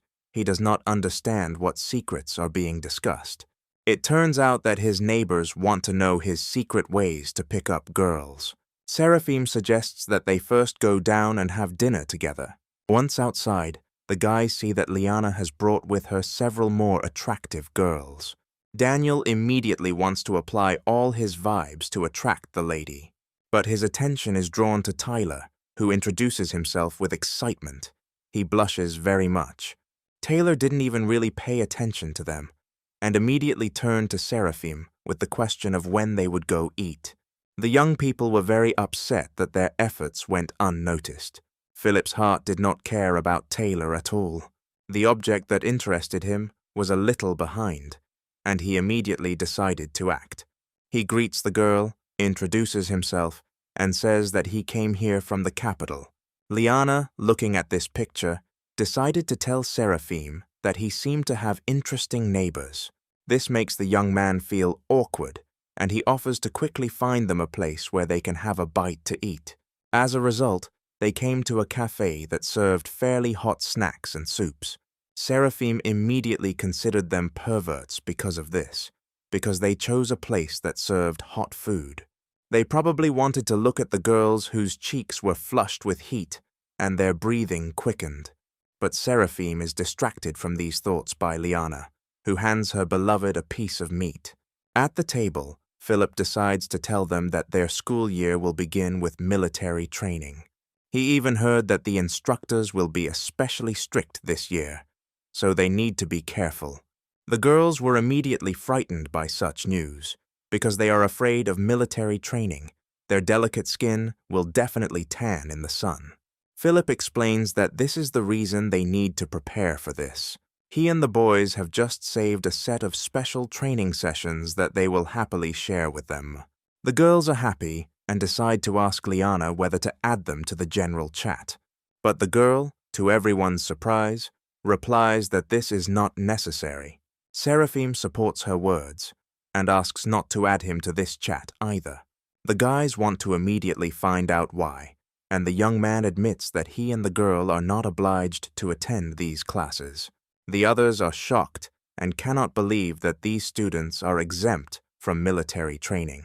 Philip replies that he is from the capital, but he has not heard that at Anna's university they give concessions to anyone, even to the children of influential parents. Seraphim replies that this may be so, but they lost to them because of high scores. The guys didn't even think that points could play such a big role. The girls remember hearing from the news about a student who scored the maximum score in an exam, but one of them still decides to clarify that perhaps they meant a score for one subject, and not for the entrance exams as a whole. But Seraphim's neighbors confirm that he received the highest score in all subjects, and they can even check this on the internet. And Philip at this time became sad, because he understands that now, no matter what the situation is, against the background of his neighbor, a genius, he will always look like a minor character. Already in the evening, the guys are talking in the room, and Daniel says that he cannot believe that there are so many beautiful girls in their class. Tyler asks Seraphim to let Liana introduce him better to the girl in their company today. Daniel pushes his friend away and asks Liana to help him and bring him together with the girl he likes. Seraphim decides to bring them back to reality, because they have known the girls for less than a day, as they generally imagine.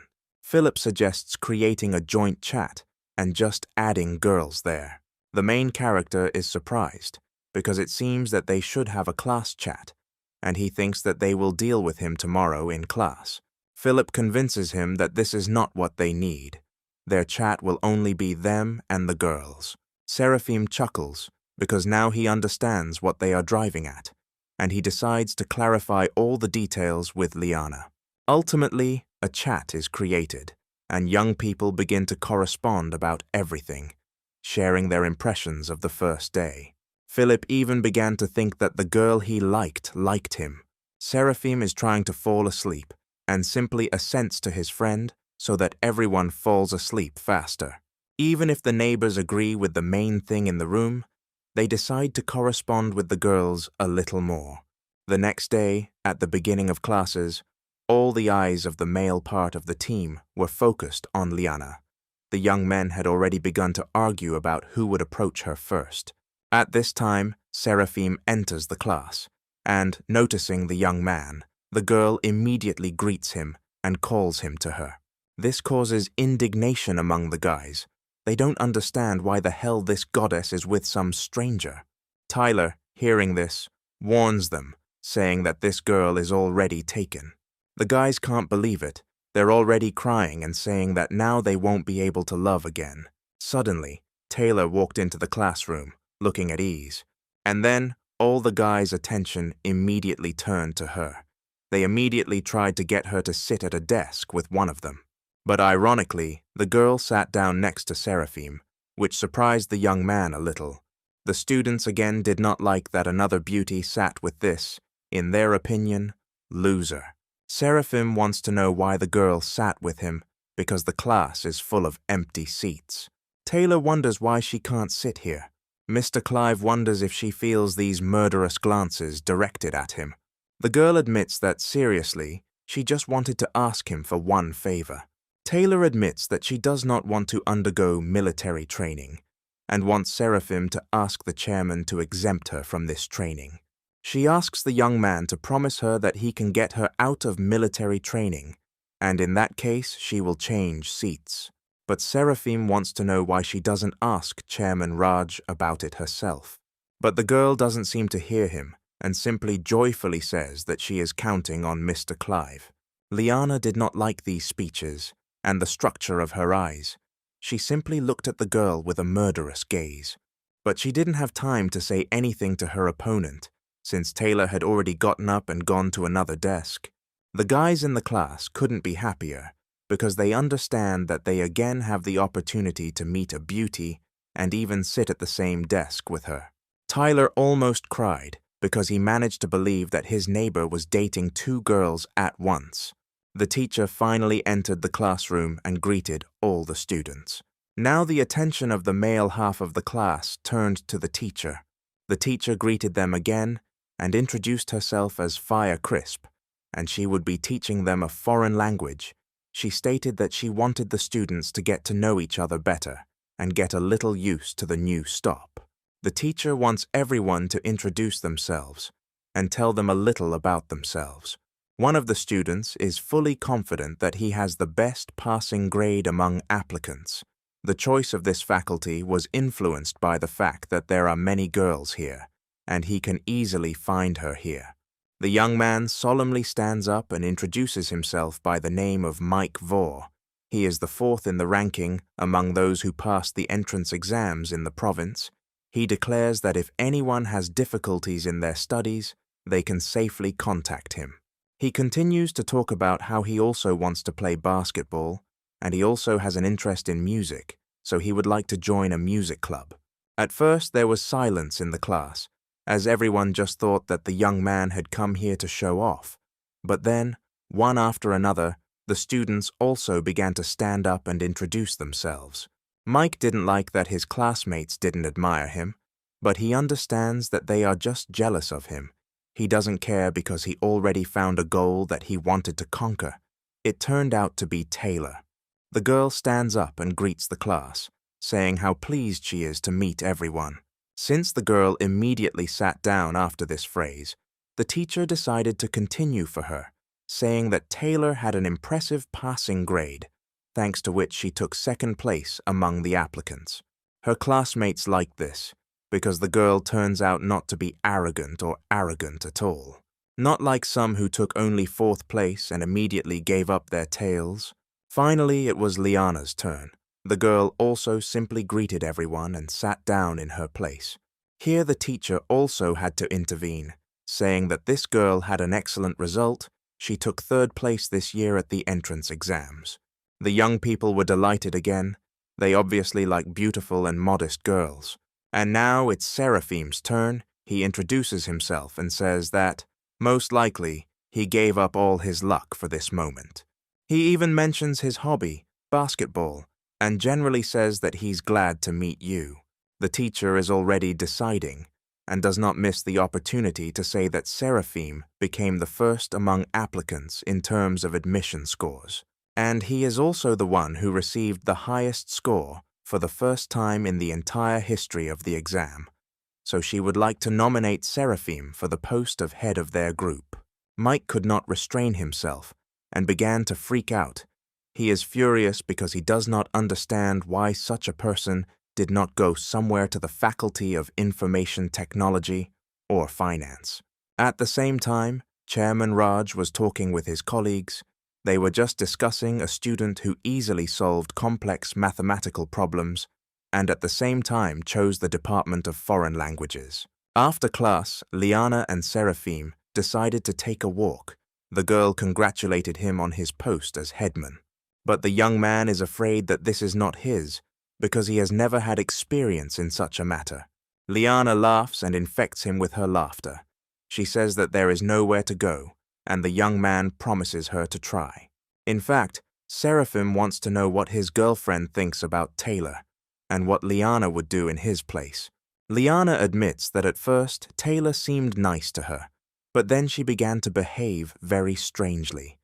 The young man notices that his girlfriend clearly dislikes her and immediately offered to refuse their friend's help. But Mrs. Solis decides that since they are all from the same province, they should help each other. Seraphim accepts her offer and decides to go to the chairman. Liana throws herself into the guy's arms, talking about how kind he is to her. Noticing the teachers in the distance, Seraphim suddenly heard an interesting conversation. One of the teachers was heatedly arguing with others about the fact that the Wood conjecture is one of the 5 most difficult mathematical problems in the world. Raj objected. He understands that the teacher takes everything that concerns his subject seriously, and that is why this fact worries him so much, but it calls into question his professionalism. The professor simply doesn't understand why such a gifted boy didn't choose the mathematics department. Maybe he just doesn't want others to know about his abilities. The chairman states that he could not force the student to choose something he did not like. The teacher is already losing his temper and shouts that Raj may be conspiring with a genius, and he hopes that the chairman is fully aware of how this could affect the prestige of their university. Raj asks Mr. Carlos to watch his speech in the presence of Mr. Shelby, and as for Seraphim, the head replies that a student like him, on the contrary, only increases the authority of their university. The chairman notices Seraphim standing at a distance. The young man awkwardly greets them and says that he was looking for Raj to talk about combat training and asks for a moment of his attention. But the angry teacher asks not to distract them and immediately tell them why he came here. Seraphim admits that he wants one more person to be freed from these activities. Mr. Carlos does not hold back and again starts shouting and scolds the young man, since he had the conscience to ask for such favors. The chairman picks up the boy and asks him to come to him later, and only now did it dawn on Carlos that this was the very student they were arguing about. He snatches the young man from Raj's hands and, leading him along, menacingly declares that today he will find out what this mathematical genius is really capable of. The chairman was not pleased with this circumstance. Because Professor Carlos is known for his tenacity, now he will not let Seraphim go down. Raj turns to Mr. Shelby, as they must make sure that everything goes well. But his colleague objects. If this boy is really as good as they say, then there is no need to be afraid of verification. In addition, Seraphim's scores in the entrance exams confirm this. He calls the chairman over, saying that he still has a lot of important things to do. Raj begins to worry a little. He mentally asks the young man to try not to anger Mr. Carlos even more. Meanwhile, the teacher has already come to the student's office. He asks Seraphim to sit in a chair and explain to him the Wood hypothesis. The main character does not understand what is wrong with this old man. Is it possible to be somehow more respectful with the student? Finally, the teacher handed him a piece of paper for the solution, and at that moment Seraphim began to look at the more detailed room. He suggests that Carlos is most likely a famous scientist who devoted his entire life to science and work for the good of the country. Well, be that as it may, now Mr. Clive decides to show him everything he can do. After some time, the professor began to check the assignment and could not believe his eyes. A moment later, the chairman, who was walking along the corridor with Mr. Shelby, decided to knock on Carlos's office to check how things were going. Entering the office, they could not believe their eyes. The once formidable professor smiled sweetly and talked with Seraphim. They heard him offer the young man to become his student. It turns out that Carlos may not only be a cold iceberg. The professor decided to share the news with Jack Stills that he had a student with great promise. At such a young age, he was already able to solve 5 of the world's toughest problems, and Carlos considers himself very lucky to have agreed to learn from him. He even believes that such a wonderful student needs a careful approach. Jack didn't particularly like hearing from this old man only about Seraphim for half an hour. The young man is also a student of Carlos, and right now his nerves were giving way. He could no longer complete his work calmly in such an environment. But he still decides to ask the professor whether it is possible to solve 5 complex problems so easily and quickly. The young man believes that it is worth making sure that their solution is correct, just in case. Carlos notes that Jack even made him doubt. Some of the evidence he gave actually showed him to be a little inaccurate, and perhaps he'd go down to the lab and use the main computer to check some data. Jack asks to volunteer to try it himself. Carlos, of course, agrees, because Miss Hazel works in the laboratory with whom his student is in love. He allows Jack to carry out calculations on his behalf. Only the young man must wait for the professor to write a letter, and he also asks him to keep everything said now between them. If there really are inaccuracies in Seraphim's argumentation, then this situation could have a bad impact on his reputation. He may be criticized in the future, so he must ensure that no problems arise. Jack doesn't stop getting angry. He doesn't understand why the professor keeps talking about Seraphim. The young man thinks whoever it is doesn't deserve any of his respect, and he won't let it get in his way. Walking into the computer lab, Jack greets Miss Hazel. Students who are there also note that Miss Hazel Grace is the most talented girl at Anna University.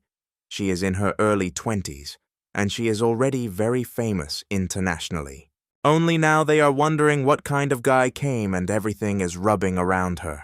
Jack introduces himself to Miss Hazel and says that he is here on behalf of Professor Carlos. He wants to use the main computer. After looking at the papers, the girl was surprised to see information about the wood hypothesis. Perhaps the professor managed to prove it, but after looking at the papers more closely, she realized that this theory was proven by Seraphim Clive. Jack didn't like that she mentioned his rival's name out loud. Hazel chuckles and replies that she didn't think that Professor Carlos, who had been avoiding email, claiming that figuring out how it worked was too much of a hassle, would ever decide to get serious about promoting his student. The student also laughs and replies that as far as he knows, there are still some doubts about Seraphim. It is said that he deliberately chose the foreign languages department instead of the mathematics department because he falsified his exam results out of fear that his deception would be discovered. Jack laughs and declares that he personally does not suspect him in any way. All these are rather just rumors, and in fact, Seraphim is smart and talented. Hazel really didn't like this suggestion. This is the first time Professor Carlos's student has been revealed to be a fraud, and she believes that this letter is clearly unlikely to be genuine. Jack is jubilant. He managed to outwit the girl and not allow Seraphim to get around him. He can hope for a draw. Moreover, Jack will not allow him to take even second place. He even wants to tell the International Mathematics Group about his opponent's cheating. Jack believes that Seraphim will face such shame that he never dreamed of. At the same time, the men's dormitory is undergoing general cleaning. Tyler and Daniel quarreled while cleaning up, and Seraphim, noticing this, ordered them to stop, because the sooner they finished cleaning, the sooner they would go to dinner. Philip supports the head of the room and also tells the guys to do everything as the eldest said. His roommates turned to look at him and began to glare at him, causing goosebumps to run down Philip's body.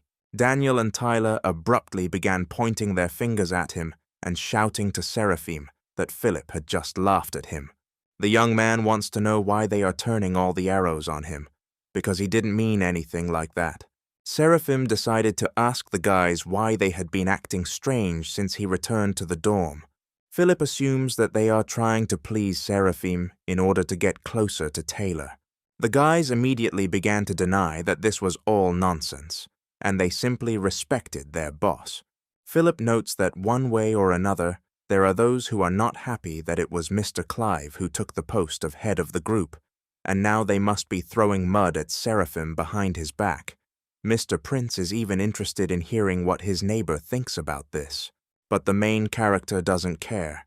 He believes that let them think what they want. The guys are shocked that this does not upset the young man, because criminals can ruin his reputation. Seraphim believes that, so be it. Their words mean nothing to him. He will just try to be a good headman, because isn't that the most important thing?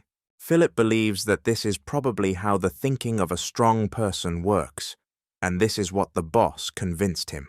Daniel and Tyler think their boss is cool, and I think that no evil thoughts will work against him.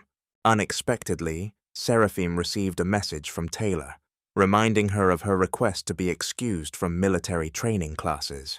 Then Mr. Clive's nerves gave way. This girl seemed to be mocking him. At the same time, Hazel finished checking and asked the laboratory assistant to tell Professor Carlos that the verification calculations were completed. The young man decided to ask what kind of calculations they were. The girl admits that these are calculations that prove the Wood hypothesis, and they are correct. The laboratory assistant is shocked by what her colleague just said, because isn't the Wood hypothesis one of the most difficult problems in the world? Miss Grace became angry and said that if she were him, she would not keep the professor waiting. While the laboratory assistant took off running, she thought that whoever the guy who managed to solve this serious hypothesis was, she couldn't believe that with such talent he didn't even try to apply for physics. But if what Jack said is true, then he acted dishonestly. He falsified the exam results. 6 hours later, Professor Carlos called Seraphim with him. He wants to show the student the most advanced computer in all of China, so that in the future he can use it to check his calculations. But this is only one of the reasons why they are here. The second is that he wants to introduce him to one of the young geniuses of their university. Entering the office, they are already greeted by the joyful Miss Hazel. Seeing the young man next to Carlos, she asked who it was. Seraphim introduced himself to her and said that he had heard a lot about how the professor described the brilliant mind of Miss Grace. But Hazel's reaction was only cold. She said that he had not yet had time to act, but was already trying to gain everyone's trust. Not paying attention to the shocked faces of the men, the girl handed the professor the calculations on the Wood hypothesis and said that they gave her a couple of thoughts. Carlos doesn't understand what's happening because Hazel has never behaved so rudely before, but he pushes these thoughts away from himself and carefully looks at the calculations. And suddenly, he joyfully shows these sheets to Seraphim, telling him to look. Hazel begins to get even angrier because she does not understand why the professor is showing these papers to the young man. Seraphim is persistently trying to understand why the girl was so mad at him, but suddenly his thoughts switched to something else. He received a new task from the system. The young man thought about it because Professor Carlos respects Miss Hazel very much, so he needs to establish a relationship with her. But first he must upset her slightly. And then, out of the blue, he points his finger at the calculations and tells the professor that there is an incorrect equation here. The girl becomes wildly furious and is ready to attack the student with her fists, but Carlos slows her down and tells her that there really is a mistake. He asks her to take a closer look at the third line of the calculations. Seraphim reports that he is afraid that the overall concept presented by Miss Grace is not fully thought out, and it is better to choose a different direction. The sun had already begun to set behind the horizon when the professor shouted, "Bravo!" and Hazel was amazed, because she did not expect such suitable proposals from Seraphim. The young man laughs and admits that he was just inspired. Miss Grace bows her head to him and asks for forgiveness, because there was a misunderstanding between them, and she should not have doubted him. However, she has one question.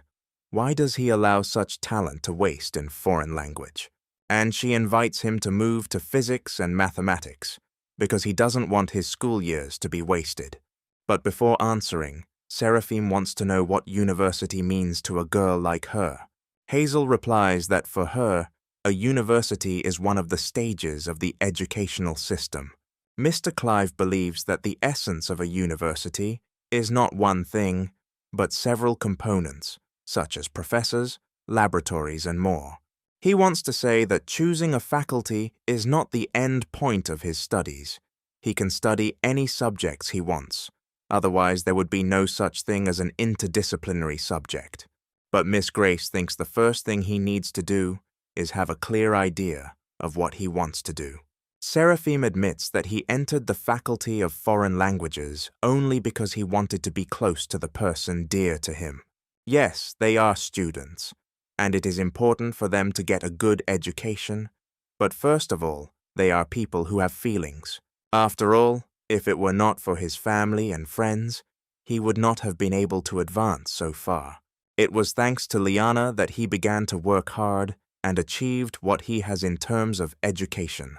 Carlos also decided to reassure Hazel, saying that of course he could not say that he agreed with all of Seraphim's words, but he reminded him of what he himself had long wanted to tell her. After all, for the last 6 months, she has almost been living in the laboratory, and she has not been home or called her parents for a long time. Sometimes too much mental stress can be detrimental to your thought flow. Taking breaks will help your mind become more flexible. The girl noticeably cheered up and stated that she never thought that Seraphim could teach her anything. Sitting in his dorm room, the young man receives a notification from the system stating that he has completed his mission, and now he is wondering what reward awaits him this time. His reward was called Fiery Eyes. Seraphim became very curious about what this skill meant. At the same time, Jack was walking around the laboratory, and he heard out of the corner of his ear how the students were discussing that one of the new students had proven a complex hypothesis. He was tense at this news, but all his thoughts disappeared when he saw Miss Grace on his way. He immediately noted that he did not often see her outside the laboratory. The girl admits that she decided to follow the advice of Professor Carlos and Seraphim to see how rest would affect the flexibility of the mind. The young man does not understand what happened and why Miss Grace is behaving so strangely. He decides to find out if she has already met Seraphim Clive, because he warned her that he cannot be trusted. Jack is afraid that he cheated into entering the university, and who knows what else he might do. Hazel's face changed sharply and asked Jack not to talk about Seraphim like that, because he turned out to be a great boy. She apologizes and says that she wants to continue the walk. Seeing how the object of his desires leaves, Jack begins to get angry. He wanted to be gentle with Seraphim. After all, they study at the same university, but now he left him no choice. At the same time, Mr. Clive decided to try out his new ability and placed 2 cards face down on the table in front of him. To his surprise, looking at them, he was able to see what kind of card it was, its value and suit. It turns out Fiery Eyes. This is X-ray vision. He asks his roommate to help him and tells him to sit next to him. Seraphim wants Tyler to turn his back on him and shuffle the cards. Tyler doesn't understand what they want from him and wonders if his neighbor is perfecting some kind of magic trick, but he still does everything as he was told and shows Seraphim the cards. Having looked closely, the young man gives the answer that the 2 of diamonds is on the left and the 3 of crosses is on the right. Tyler thinks it's incredible and wants to know how his neighbor did it. The young man is trying to understand whether Seraphim simply made notes on the maps. The main character already realizes that this ability can be a good help to him. In the midst of learning about his new ability, he receives a call from Professor Carlos. Having picked up the phone, a cry came from there, which said that Seraphim should come to the professor as soon as possible because he had urgent business with him. Some anonymous person accused him of academic fraud, and now an international delegation is coming to them to clarify the circumstances. Carlos warns that the members of this delegation are very serious. They do not care whether he was able to prove the Wood hypothesis or not. For some reason, they are sure that Seraphim passed off other people's notes as his own.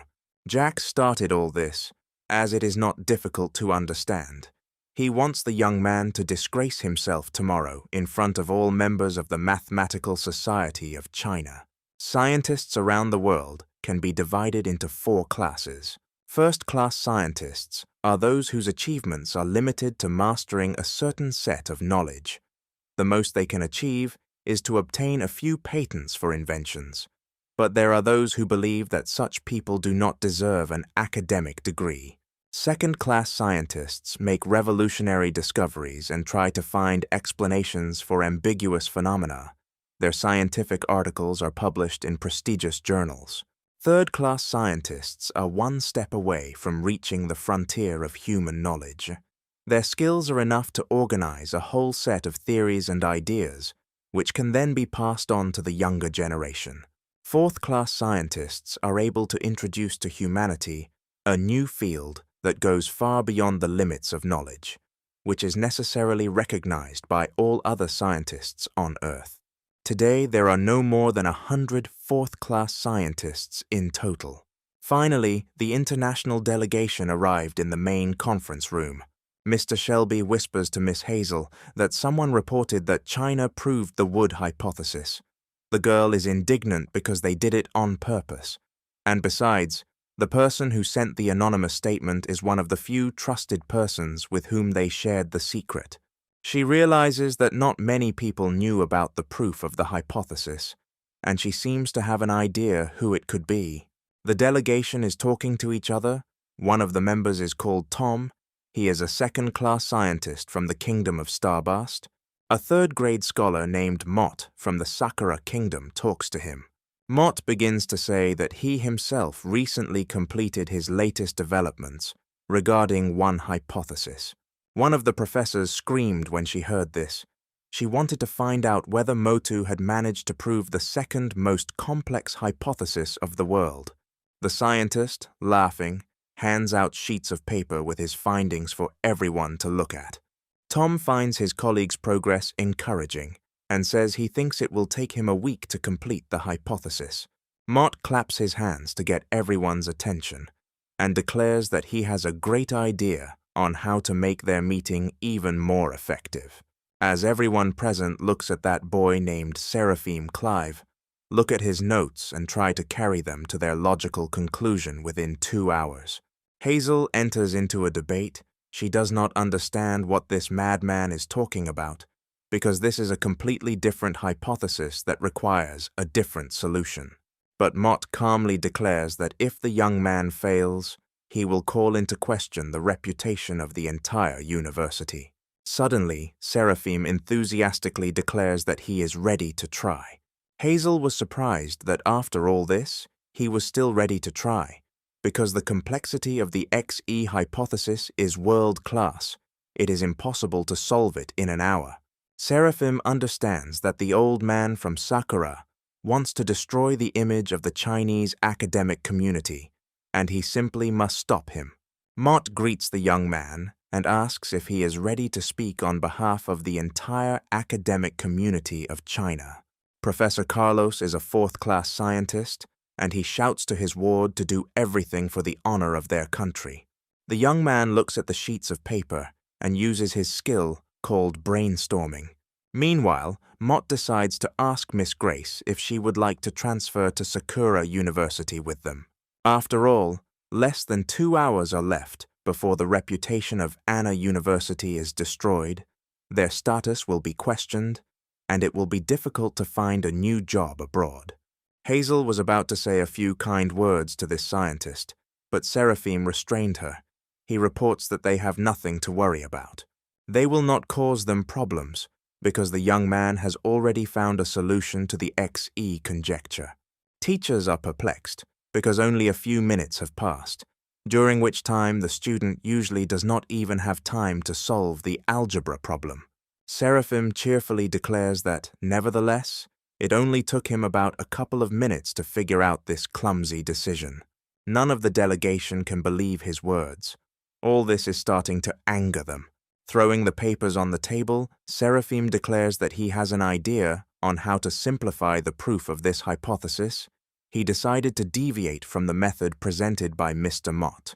He asks everyone present to pay attention to the board.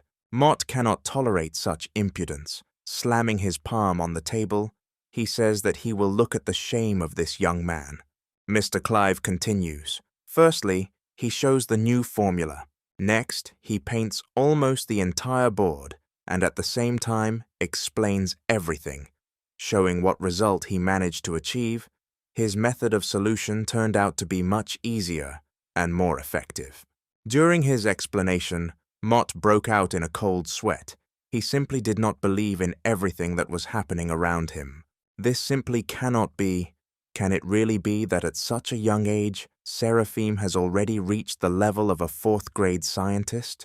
Professor Carlos even began to clap his hands, declaring that they, scientists, do not create a stir around their ideas, but calmly move towards the goal. The formula for calculating the sum of numbers was created by Gauss at the age of 10, and at 24 he proved the regular heptagon theorem. By this, he wants to say that true geniuses begin to show their potential in their youth.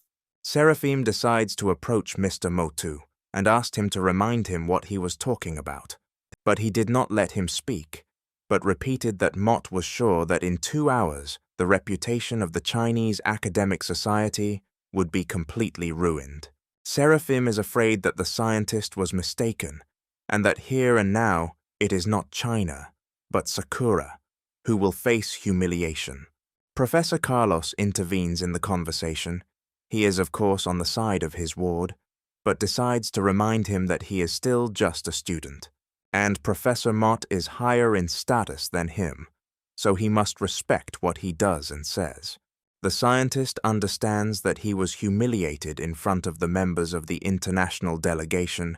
He thinks that everyone will now laugh at him.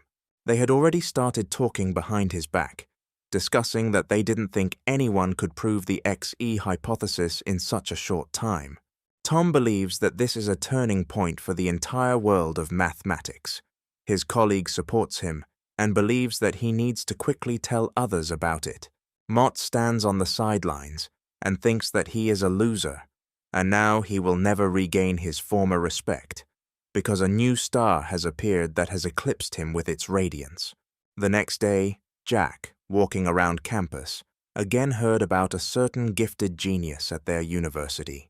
He could not believe that Seraphim turned out to be so smart, and the young man did not know what to do now, so he went to the laboratory to Miss Grace, who called him to her. But when he opened the door, he discovered that the girl was not alone, but in the company of Seraphim. When Jack timidly asked what they were doing here, Hazel became angry and stated that she asked Professor Carlos to give them time to talk in private. The girl suspects that it was Jack who sent the anonymous statement. The young man pretended that he did not understand what she was talking about, but Miss Grace continued. She said that the members of the commission confirmed that the calculations of the Wood hypothesis were correct, but someone convinced them that Seraphim passed off someone else's work as his own, and they came to them at the university and demanded evidence. And besides her, Seraphim and Professor Carlos, only Jack knew about it and had to keep everything secret. The girl threw a stack of papers at the traitor, shouting that his stupid behavior was not worthy of a graduate of one of the most prestigious universities in China. Hazel asks him how he could succumb to envy so easily. Jack begins to shake with fear and stutters and tries to apologize, saying that his mind was clouded. Miss Grace screams at him to apologize not to her, but to Seraphim. Jack gets to his feet and awkwardly tries to force out an apology. Seraphim laughs because he thought that Hazel called him here on some important issue, but this turned out to be such a trifle. This seriously angered Jack.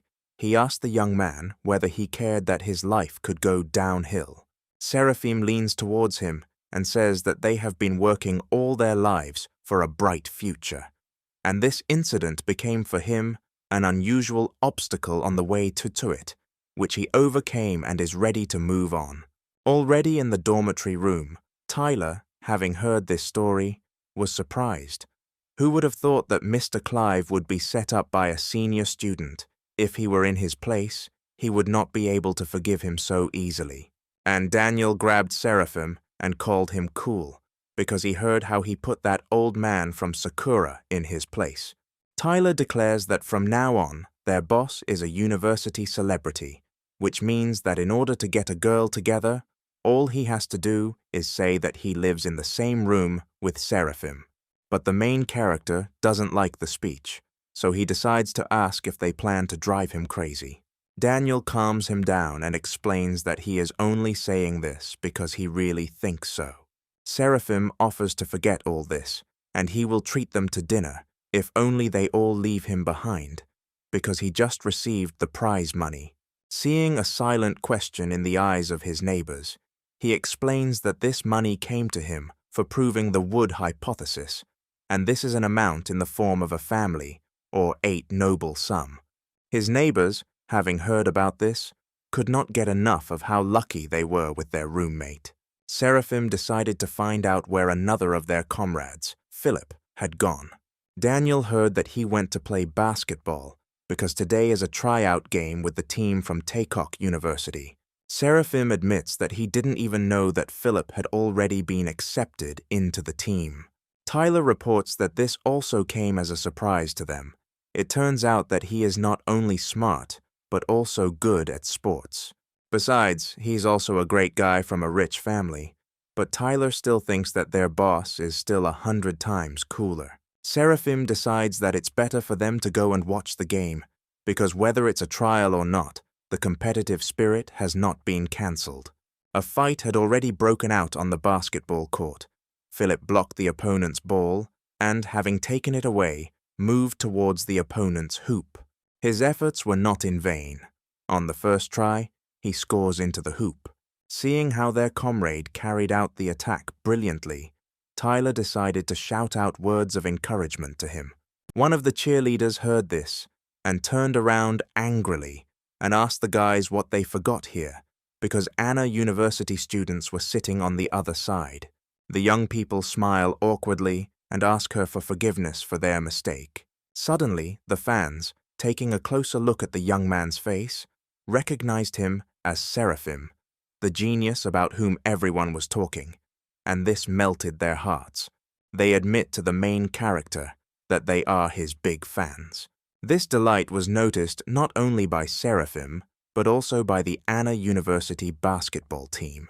The guys reacted sharply negatively to the fact that they weren't getting all the attention. But the game continues. The enemy tries to get around Philip, who blocks him. Suddenly, he hits the young man right in the solar plexus. Seraphim noticed this and began shouting that the enemy did this on purpose. A student from Taekock University states that without physical confrontation, there is nothing to do in basketball, or he can go on the court himself and show how it should be done.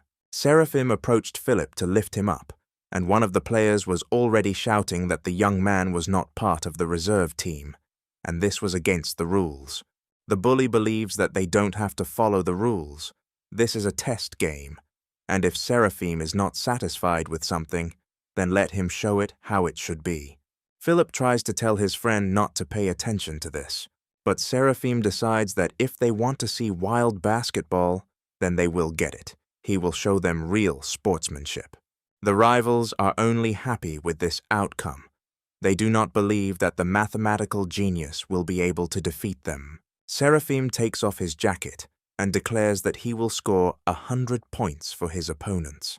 Opponents simply laugh at him, not understanding what 100 points he is talking about. But the player did not have time to come to his senses when the ball was already in Seraphim's hands.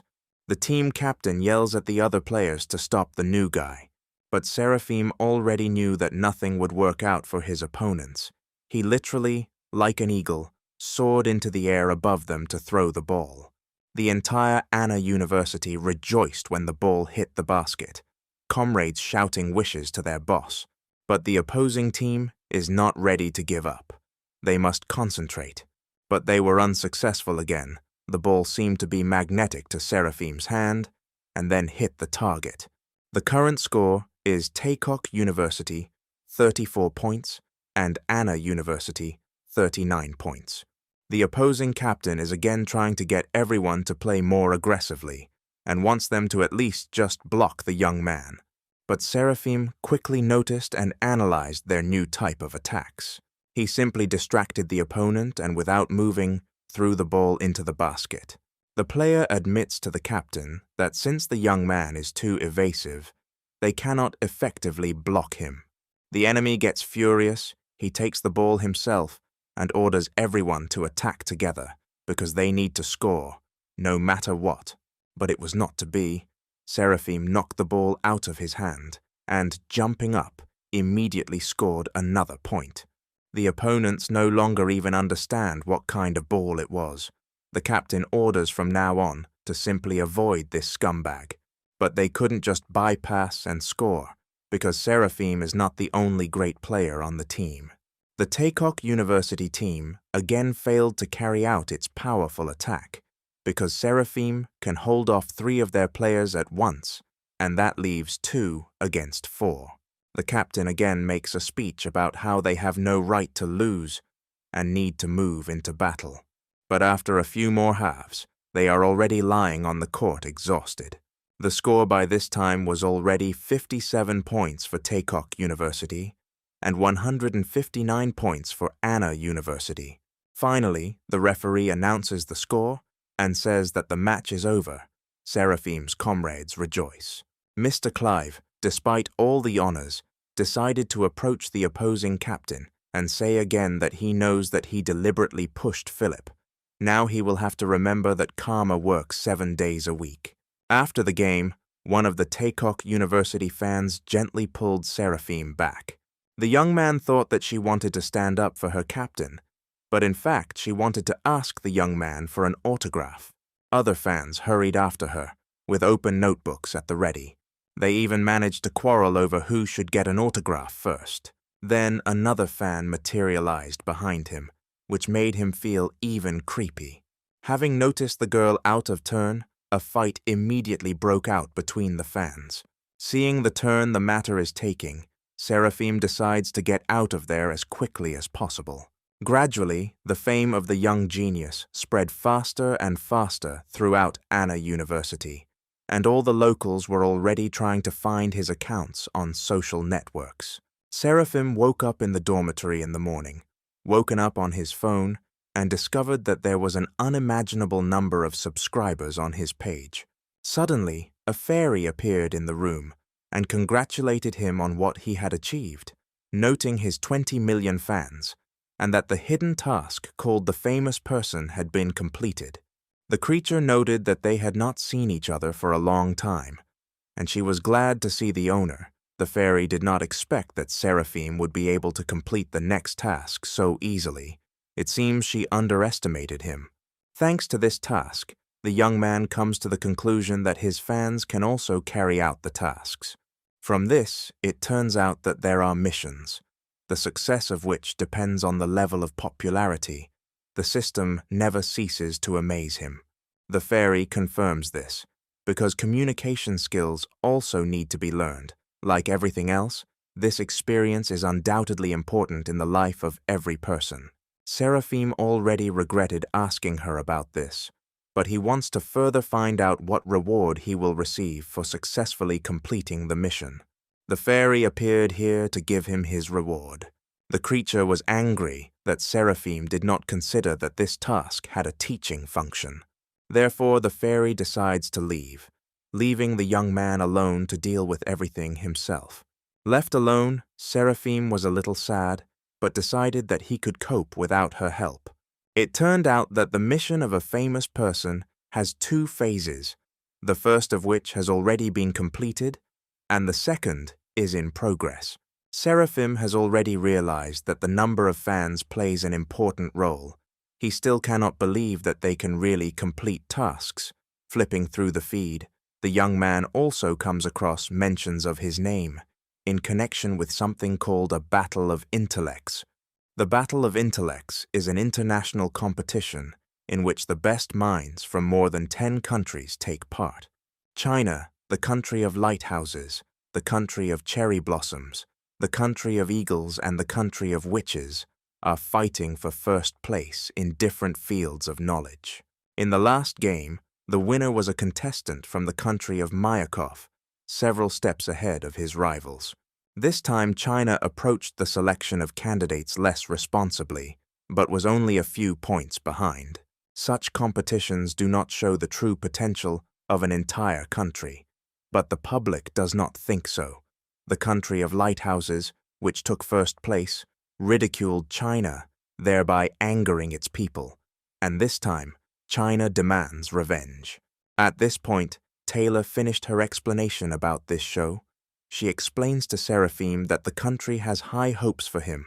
Everyone thinks that he will be the one who can put the country of lighthouses in its place. The young man considers this another stupid show. He is already thinking that if he had known in advance that Liana had morning classes, he would not have come here. He tells Taylor that it's not worth worrying about, and should just forget about it, because he won't be participating. But first, the girl offers him something to watch. Seraphim picks up a tablet to watch the winner's interview, being completely confident that this will not convince him. The winner says that this time they will have only one goal: to retain the title of winner. The interviewer chuckles and says that there is talk that in China there is one brilliant boy who can compete with the country of lighthouses. The winner laughs and notes that she most likely means a student who received invitations from different universities at the same time. The participant shrugs and replies that he very much doubts that an 18-year-old boy will be a strong competitor to him. The interviewer replies that it is difficult to believe, but there is information that he disgraced the mathematician of the Sakura state.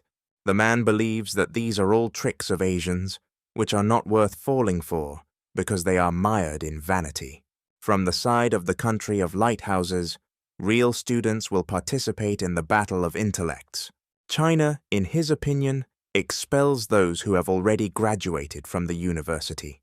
He even wants to bet that their vaunted genius won't even appear on the show, thereby showing his worthlessness. As soon as Seraphim finished watching, Taylor suggested that he stop commenting. Under the video, there were a lot of words about how China will not give up, and they must definitely win. Seraphim at the same moment learned that he was able to complete the second phase. This time the young man will not remain on the sidelines. He declares that he will take part in the battle of intellects. Very little time has passed, and the news is that Seraphim will take part and fight for the title of king in the battle of intellects. While Liana and Seraphim were walking through the park, they had already heard strangers talking on this topic several times. Miss Solis noticed that her betrothed is quite popular. Suddenly her smile disappears from her face, and she admits that she is angry that he did not tell her that he would be taking part in international competitions. The young man was already seriously scared when Liana burst into laughter again and said that she was actually joking. However, she noticed that he had not only fans, but also haters. Liana tells the guy to try hard, and he declares that they will definitely receive the cup of the king of the battle of intellects. The girl laughs again, and they decide to continue their walk. It was a busy evening in the office of the team developing the Battle of Intellects show. One of the employees burst into the boss's office and said that they had lost their last sponsor. The boss thinks that this is outrageous, because what kind of trust can we talk about when they do this to them? The assistant wants to know what they should do now, since they have already spent too much money from the company's budget on television and radio broadcasting. The boss remembers a meeting a couple of weeks ago about investing funds and discussing where they would be spent. This becomes another headache for the boss. They have little time. He is not sure that they will be able to find a new sponsor. In addition, the loss in the Battle of Intellects led to attacks from haters from other countries. He is afraid that few will want to join the team this time. The assistant wants to tell the boss one more piece of news, and the boss asks him not to mumble. He reveals that Seraphim Clive has decided to join them in the upcoming competition. The boss doesn't quite share this joy, because he doesn't understand what use this boy is in their situation. Let's say he became one of the participants and can even make it to the international stage, but will he be able to beat all the participants from other countries and become the champion of the battle of intellects? Of course, he gained quite a lot of fame, but what does this give them? Their goal now is to increase ratings. The boss notes that this Seraphim is very famous, but what if he fails at the national stage? The head believes that now they need to worry more about how to move into the top programs and find sponsors, and it seems that they should reconsider the questions for casting. At the dorm, the roommates were already lined up to see Seraphim so that he could tell him how some example was solved. Tyler noticed that Daniel, as usual, distracts their boss from reading, but the young man explains this by saying that he just wants their friend to practice explaining tasks and feel confident on the show. Seraphim interrupts them. He told them that those responsible for developing the program called him and told him that he did not need to go through the casting and that he would automatically get into the first round. The guys are happy for him and believe that it was the director who appreciated his abilities so highly. Daniel notices that Philip is strangely quiet and sitting in the corner of the room, so he asked what the young man was doing so hard. Philip replies that he is busy watching the most talked about news on the internet, and he, it seems, found out that their boss was the only one who was exempt from the casting. In addition, he reports that many anti-fans have appeared who want to put Seraphim in an awkward position. The main character slams the book shut and decides to repeat once again that there is no need to worry about him, because in the face of absolute talent, nothing matters. 3 days later, the debate of the king of the battle of intellects, the qualifying round, takes place. The charming presenter greets everyone, introduces herself as China, and announces the qualifying round is open. After passing the first audition, only 100 applicants among tens of thousands of applications were able to advance to this round. And today, the final round of participant selection will await them. They prepared 100 stages so that their candidates could compete with each other. Contestants will answer questions simultaneously, but only the first 10 people who give the correct answer will receive points. Then the 10 participants with the best results will become real competitors. Later, they will represent their countries at an international tournament. China once again asks to welcome today's candidates, and everyone begins to applaud until the confetti stops flying from above.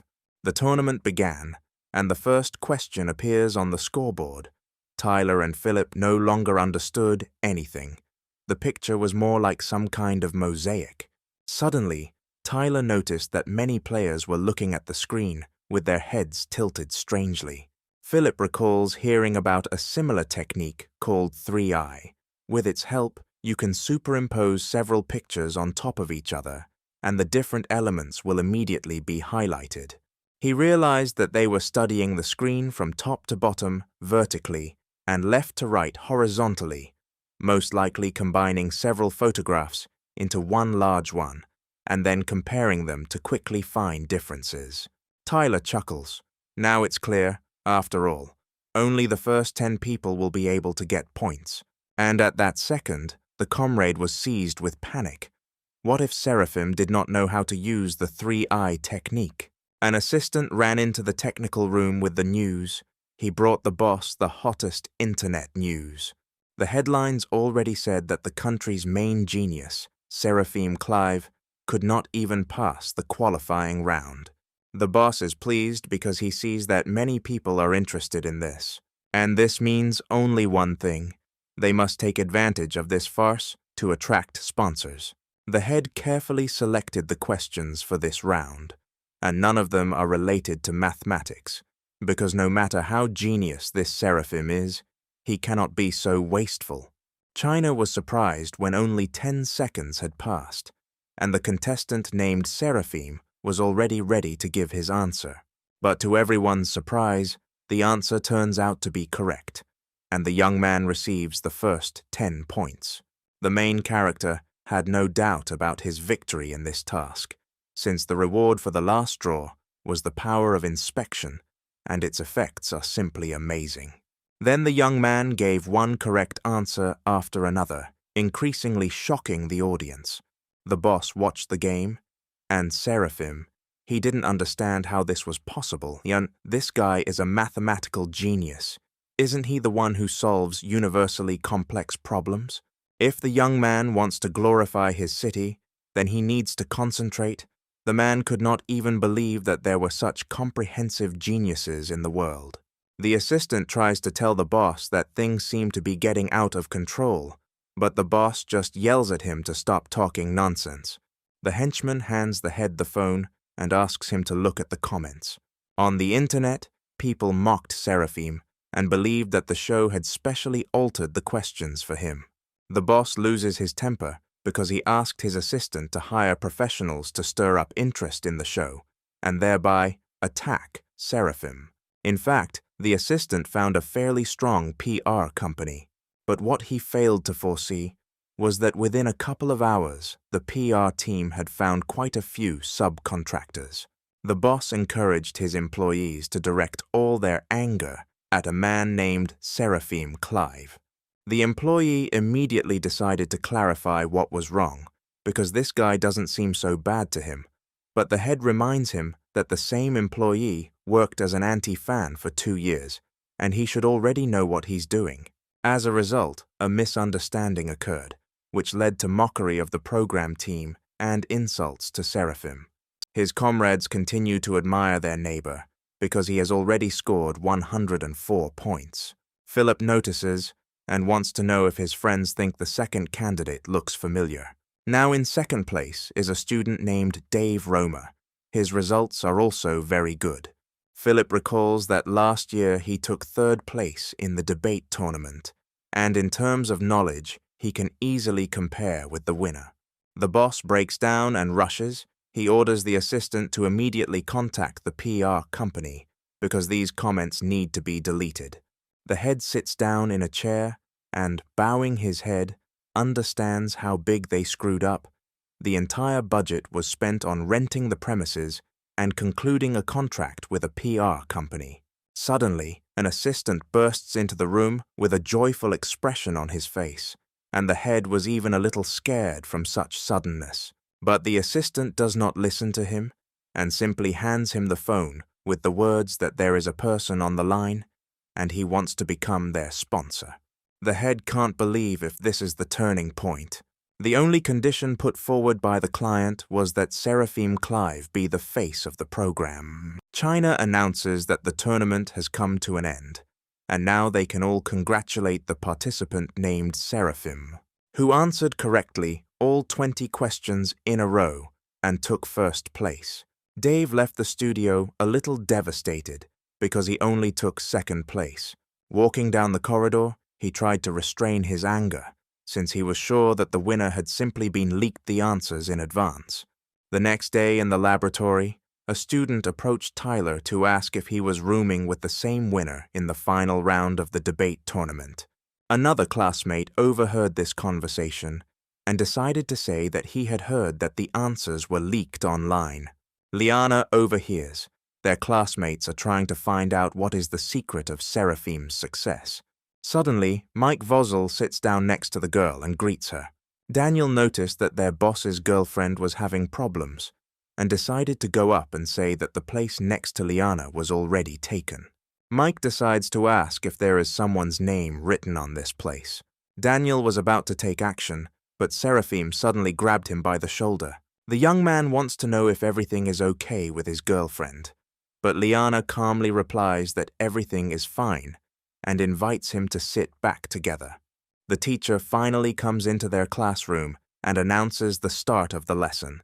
Her name is Rose, and now she will teach their foreign language module.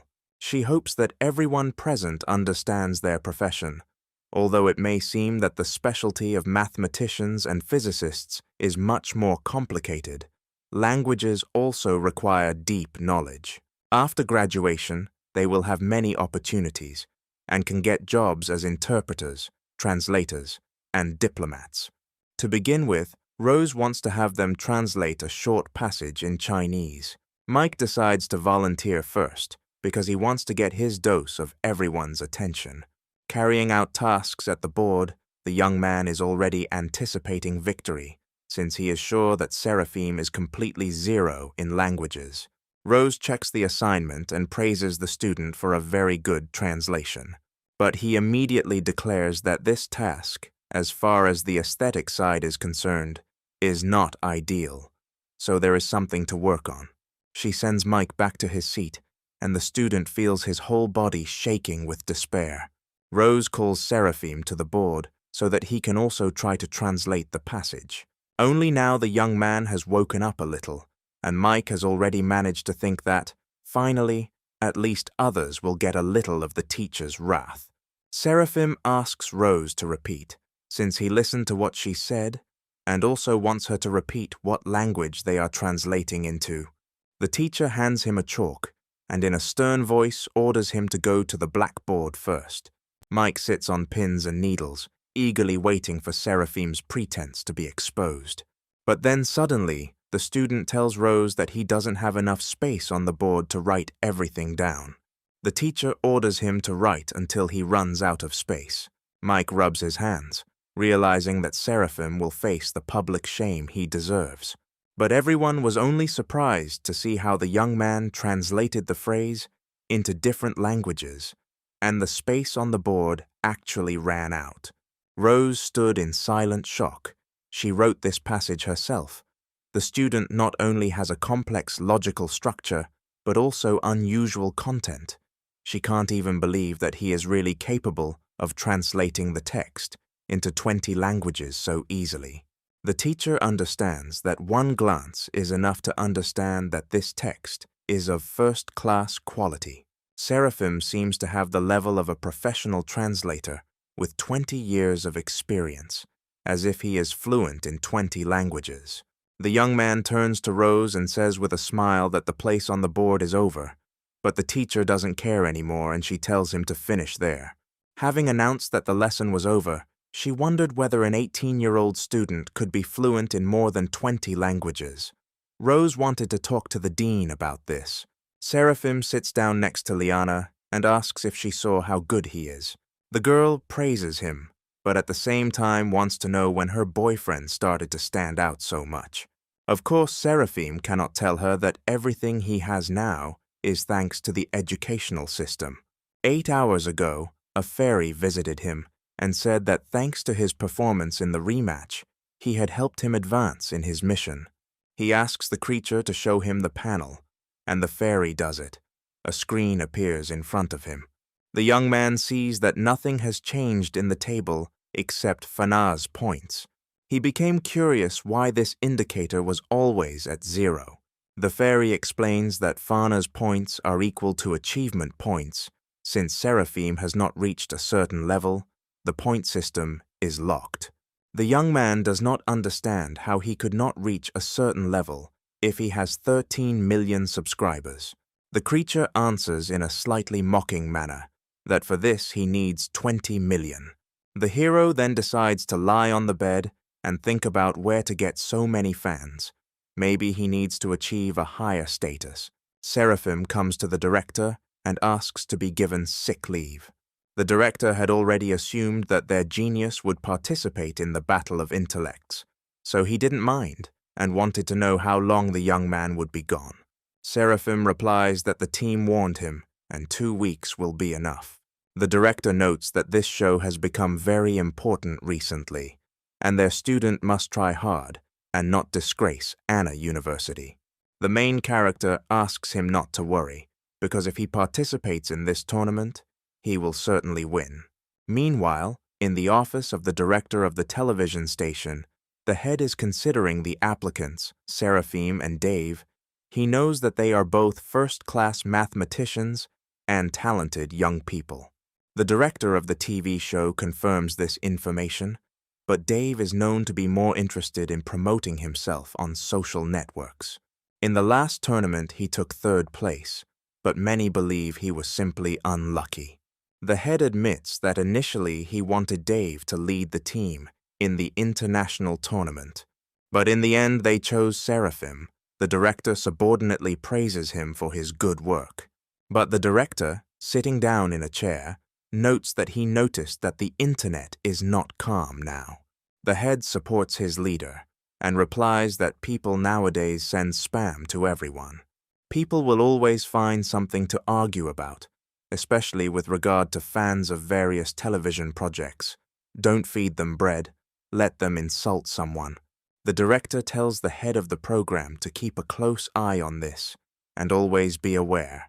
And the most important thing to remember is that they have an entertaining program. You need to make sure that the opinion of the audience will be in their favor. The director also promised the employee that if he tries hard, a great future will await him. And finally, all the participants and the head of the TV channel gathered at a general meeting. The director announces that for the sake of the popularity of their show, they have decided that each participant will choose an individual challenge and immediately warns that repetitions are prohibited. One of the participants was dissatisfied with this task and believes that it is dishonest. The head also stated that they invited Professor Carlos from the University of Science and Technology. He would judge them and give a fair assessment. While everyone began to whisper about the professor, the director immediately decided to confirm that this is exactly who they were thinking about, and reminds them about the tasks that they can choose a difficulty from 1 to 10. As a result, the participants must receive the most objective assessment possible. Of course, the head hopes that the guys will do everything possible. After all, even the average genius cannot perform the task at the 7th level of difficulty perfectly. The grumbling young man even seemed to calm down when he heard that Professor Carlos would be there. But suddenly he was pulled back. It turns out that the last person may be at a disadvantage. The director states that he gathered them all so that in the end they would choose the best project. Seraphim raises his hands and says that since he came last, he will choose from the remaining options. Hearing this, Dave decides to go first and draw a card. But the head is not very happy about this, because Seraphim is the face of their program. Dave asks everyone present if they are okay with him taking this card. The head, seeing that the complexity of his card is 9, decides to clarify whether the young man is sure that he wants to keep this particular option, but the young man stands his ground. And finally, all the students drew their cards, and it was Seraphim's turn. The main character pulled out a card with the 10th level of difficulty. The task is that the subject examines 500 glasses, nominates a spectator, and chooses one of the glasses.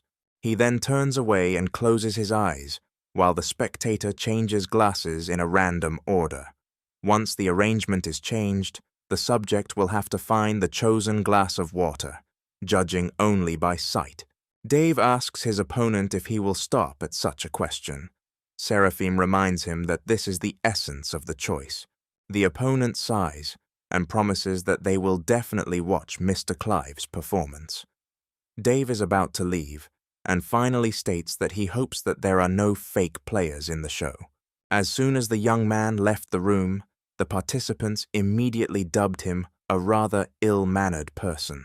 Seraphim doesn't understand what's wrong with people and why they don't like his question, how they should even care. The director of the program reminds the young man that among the participants there are many students from the Imperial University, and it is not surprising that they do not like him. The main character droops a little and wonders why even scientists treat each other this way. Meanwhile, strange comments continued to flood the internet. They wrote nasty things and speculated about the show and Seraphim.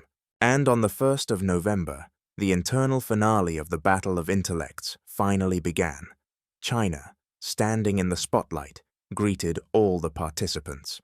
Opening the national finals, she stated that they were honored to welcome Professor Sid, who would be judging the participants' performances. Sid is the youngest expert in the field of neuroresearch, and his works have been recognized by the scientific community not only at home, but throughout the world.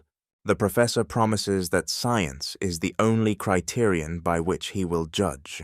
The head of the channel, left alone with Seraphim, wanted to discuss preparations for choosing a viewer for the test, whether it would be necessary to do this in advance, or whether the young man could handle it himself. The young man does not understand why this is necessary, and the director begins to explain to him that he needs a trusted person, since he was not seriously planning to carry out this task alone. Seeing Seraphim laughing and sighing a little, the head can't believe that he really wants to do this alone. Mr. Clive states that if they want to rig the competition, he will simply leave. Now, looking at the live broadcast of the program, its director prayed that the young man would not let him down. Sid evaluates the performance of the first participant and says that it is worthy of 9 points, but taking into account the complexity, he can only give 54 points. China says that this result is not enough to make it into the top 5, but the contestant still deserves praise for his remarkable performance. She announces the next participant, and it is Dave, who has already participated in the battle of intellects more than once. The presenter turns to Professor Sid, since many viewers have questions for him. The question is that facial recognition, whether only the eyes are involved in it. Sid responds that intelligence involves not only memory and calculation ability, but also visual processing skills, and much more. Some people are able to recognize spatial distances faster than others. Other people can recognize the pitch of sounds faster, for example. The professor explains that these are all different types of mental abilities. As the competition progressed, Dave finally found the right face. Sid notes that taking into account the complexity, the young man's performance can be called ideal. For such a short execution time, he can give him 10 points.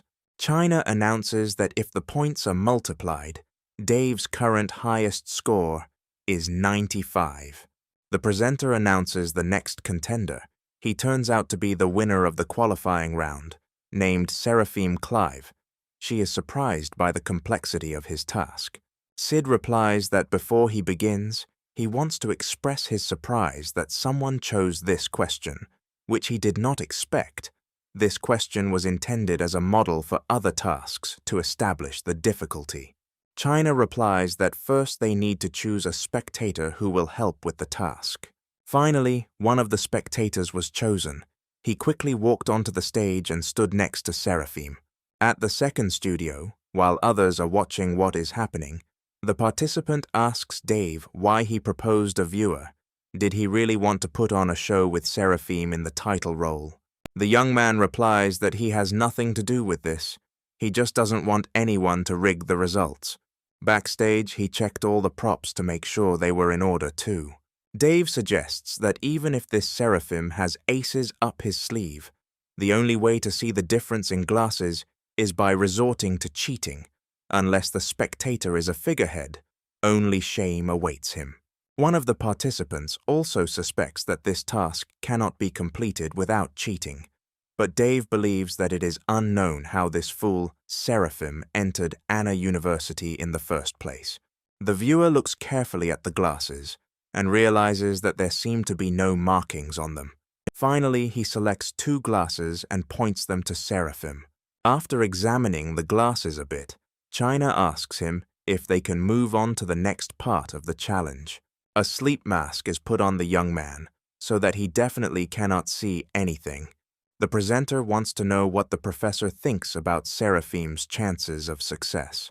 Sid does not risk assuming the likelihood of success, but he believes that this test has reached the limit of human capabilities.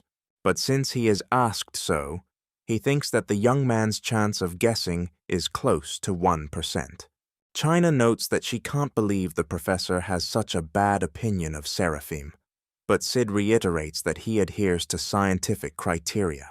Mr. Clive made her choice, and also pointing to the glass, raising his head. He was a little shocked by the look of the presenter. The girl noted that less than 2 minutes had passed. She wanted to know if he was finally sure of his choice. Seraphim was adamant and had already definitely chosen the glass. And then fanfare is heard. The spotlights flash. His answer turned out to be correct. Dave jumped out of his seat from such a sight. He did not believe that this was possible. Another participant suggests that maybe it was a special glass, such as a bottom that was too thin or thick compared to others. But Dave understands that this cannot be. He saw them with his own eyes. Even using the defocusing technique, it is impossible to distinguish them. China wants to ask what the secret of Seraphim's success is. These words made the young man a little embarrassed. The presenter turns to Professor Sid, saying that a couple of minutes ago he had a low opinion of this participant, but he ideally completed the test, and now everyone wants to know if there is a scientific explanation for this. Clapping his hands, the judge suggests that Seraphim has an exceptional skill, 4-dimensional vision. He explains that everyone knows that mammals cannot distinguish between yellow and abstract colors. Using an example, he shows that in their eyes, tigers and plants are the same color. The eye of an ordinary person can recognize 3 colors. Crows, for example, they see exclusively black, but birds, on the contrary, see crows as multicolored. Only those who have 4-color vision can see shades that are inaccessible to the eye of an ordinary person. Scientific research has long proven that water reflects ultraviolet rays, and if human vision can discern these rays, the water will have a certain color. China is delighted, which means that the talented Seraphim relies on special vision and can see what is hidden from the eyes of an ordinary person. Sid notes that this is not all. The water is constantly in motion. After the order of the glasses was changed, the surface of the water also underwent changes. To complete this test, you need not only exceptional vision, but also high skills and graphic thinking. This is the only way to find the similarity of water patterns that have changed. Sid could not even imagine that this task could be completed to perfection. He reads that this is perhaps worthy of the title of winner of the Battle of Intellects tournament. The professor believes that the young man can rightfully be called the king of intellect. At the same time, a foreign tournament of the Battle of Intellects was held. At the height of the show, William was informed that information had appeared that a strong rival had appeared in China. And it seems this genius got a perfect score for his microscopic identification of water. After conducting an analysis, their management came to the conclusion that this task could not be completed.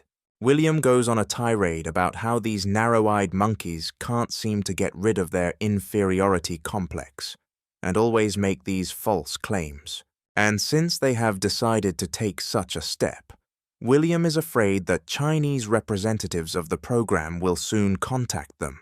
He assumes that this was all done to preserve his reputation. William decides that he will need to rip off as much money as possible from them and win the tournament. The assistant is wary that competitors might reveal something secret about them and start pursuing them. But William is not worried. But he is not worried because even if they dare to dig deeper and even use the money, this could be their own end.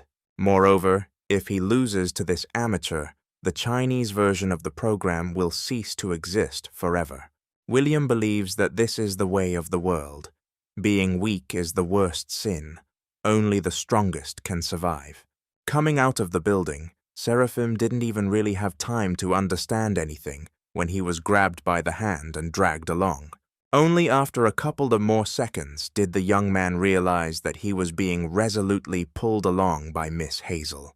Suddenly she stops and, turning her flushed face to him, asks if he is free because she has one request for him. Seraphim does not yet understand what she specifically wants from him. Miss Grace blushes even more and admits that this is a personal matter and she needs his help. The young man laughs and asks her to tell him everything. They are not strangers.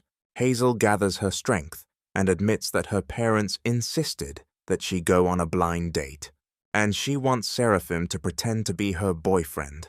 This request shocked the hero.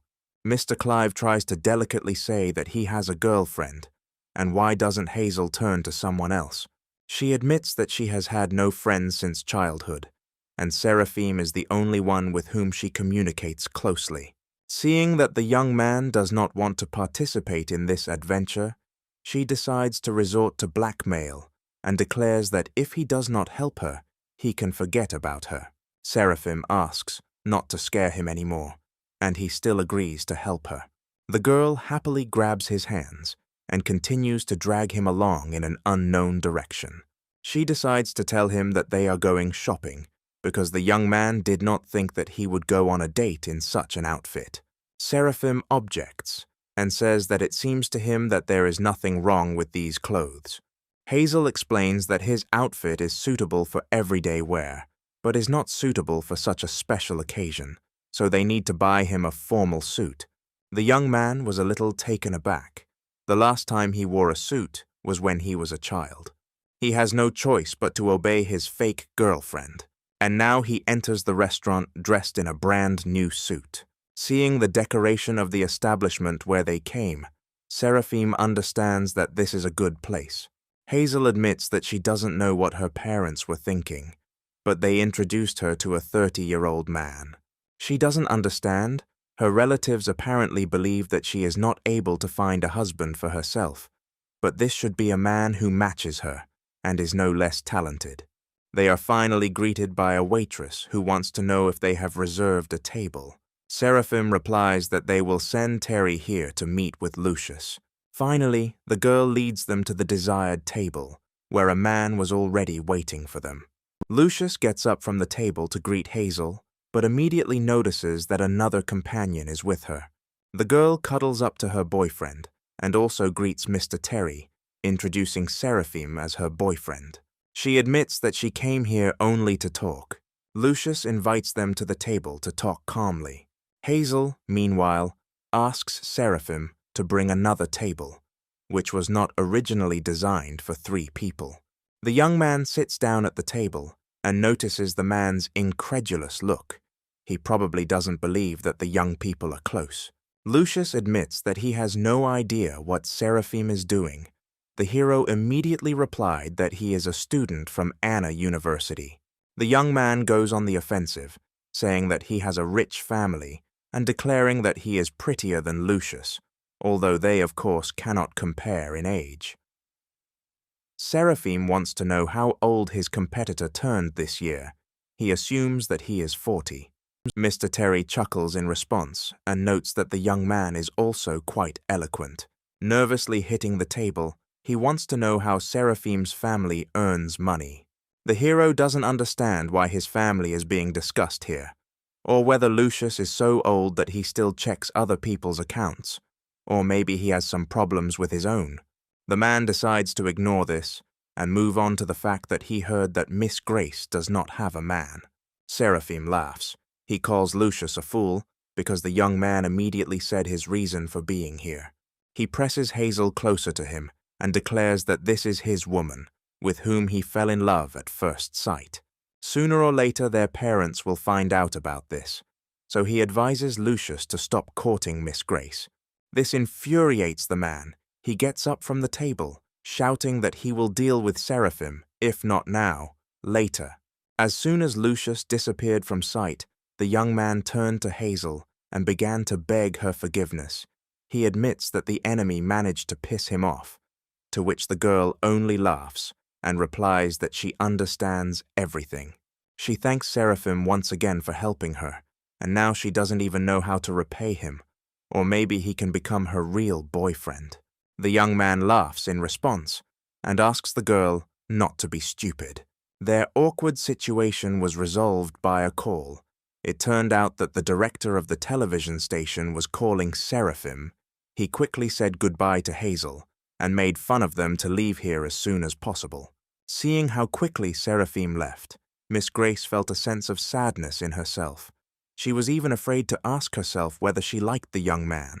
Already in the television station building, The head apologized to Mr. Clive for forcing him to come so urgently.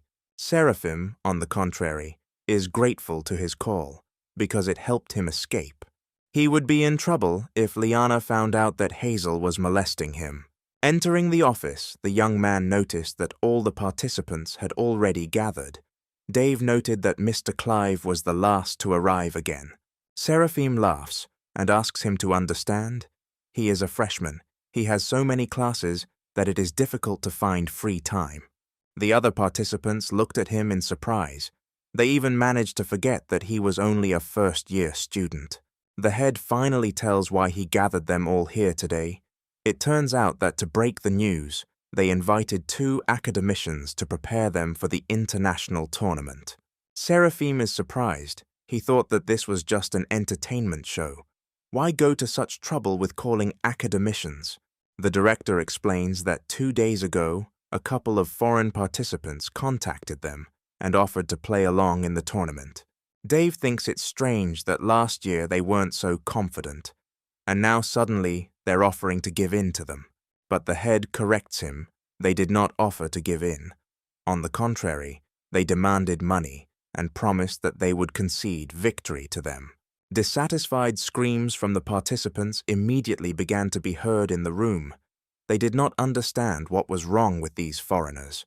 The head admits that they did not know what was being planned against them, so they decided to refuse their offer, but immediately after that they dissolved the international company. Now they claim that they tried to bribe them to fake the results of the tournament, and of course they allegedly refused them. Right now the media is engaged in malicious speculation by spreading slander and calling them academic scammers. This is an extraordinary situation. Many countries have turned against them. One might say, the nature of the tournament has changed. They must win. Losing is unacceptable. At the same time, Seraphim received a new mission called Science Without Borders. He needs to prove to the world that science is pure. Conspiracy and fraud are unacceptable. The chapter introduces participants to the same academicians from the Thai Academy of Sciences, who will now be responsible for their preparation. Academician Josh speaks first. He says that they are all the pride of their country, and quite possibly the greatest representatives of the human race. But it is stipulated that even top-notch athletes with the help of professional coaches can improve their results. This is a team competition, and the focus of abilities varies from competition to competition. Therefore, he must test their abilities of memory, calculation, observation, as well as experience and intuition, after which they will determine the order in which they will perform. It will depend on the strength of each participant. The preparation will take them about a week, so he advises everyone to work hard and do everything possible to bring victory to their country. As soon as these speeches stopped, the participants decided that they were already free and went home. The director didn't understand this. Wasn't it said that the preparation would last a week? Why did they all run away on the first day? Josh notes that there is no need to be here all the time, and also wants to say that he does not believe that they finally have an all-round genius. This time they will definitely win. A week later, standing at the airport, Seraphim said goodbye to Liana. The girl was excited and wanted her boyfriend to give it his all. The companion reassured her and promised that he would not lose. A warning sounded that boarding for his flight had already begun. Seraphim hurried to take his seat and finally told her to be confident in him. He is the most powerful genius.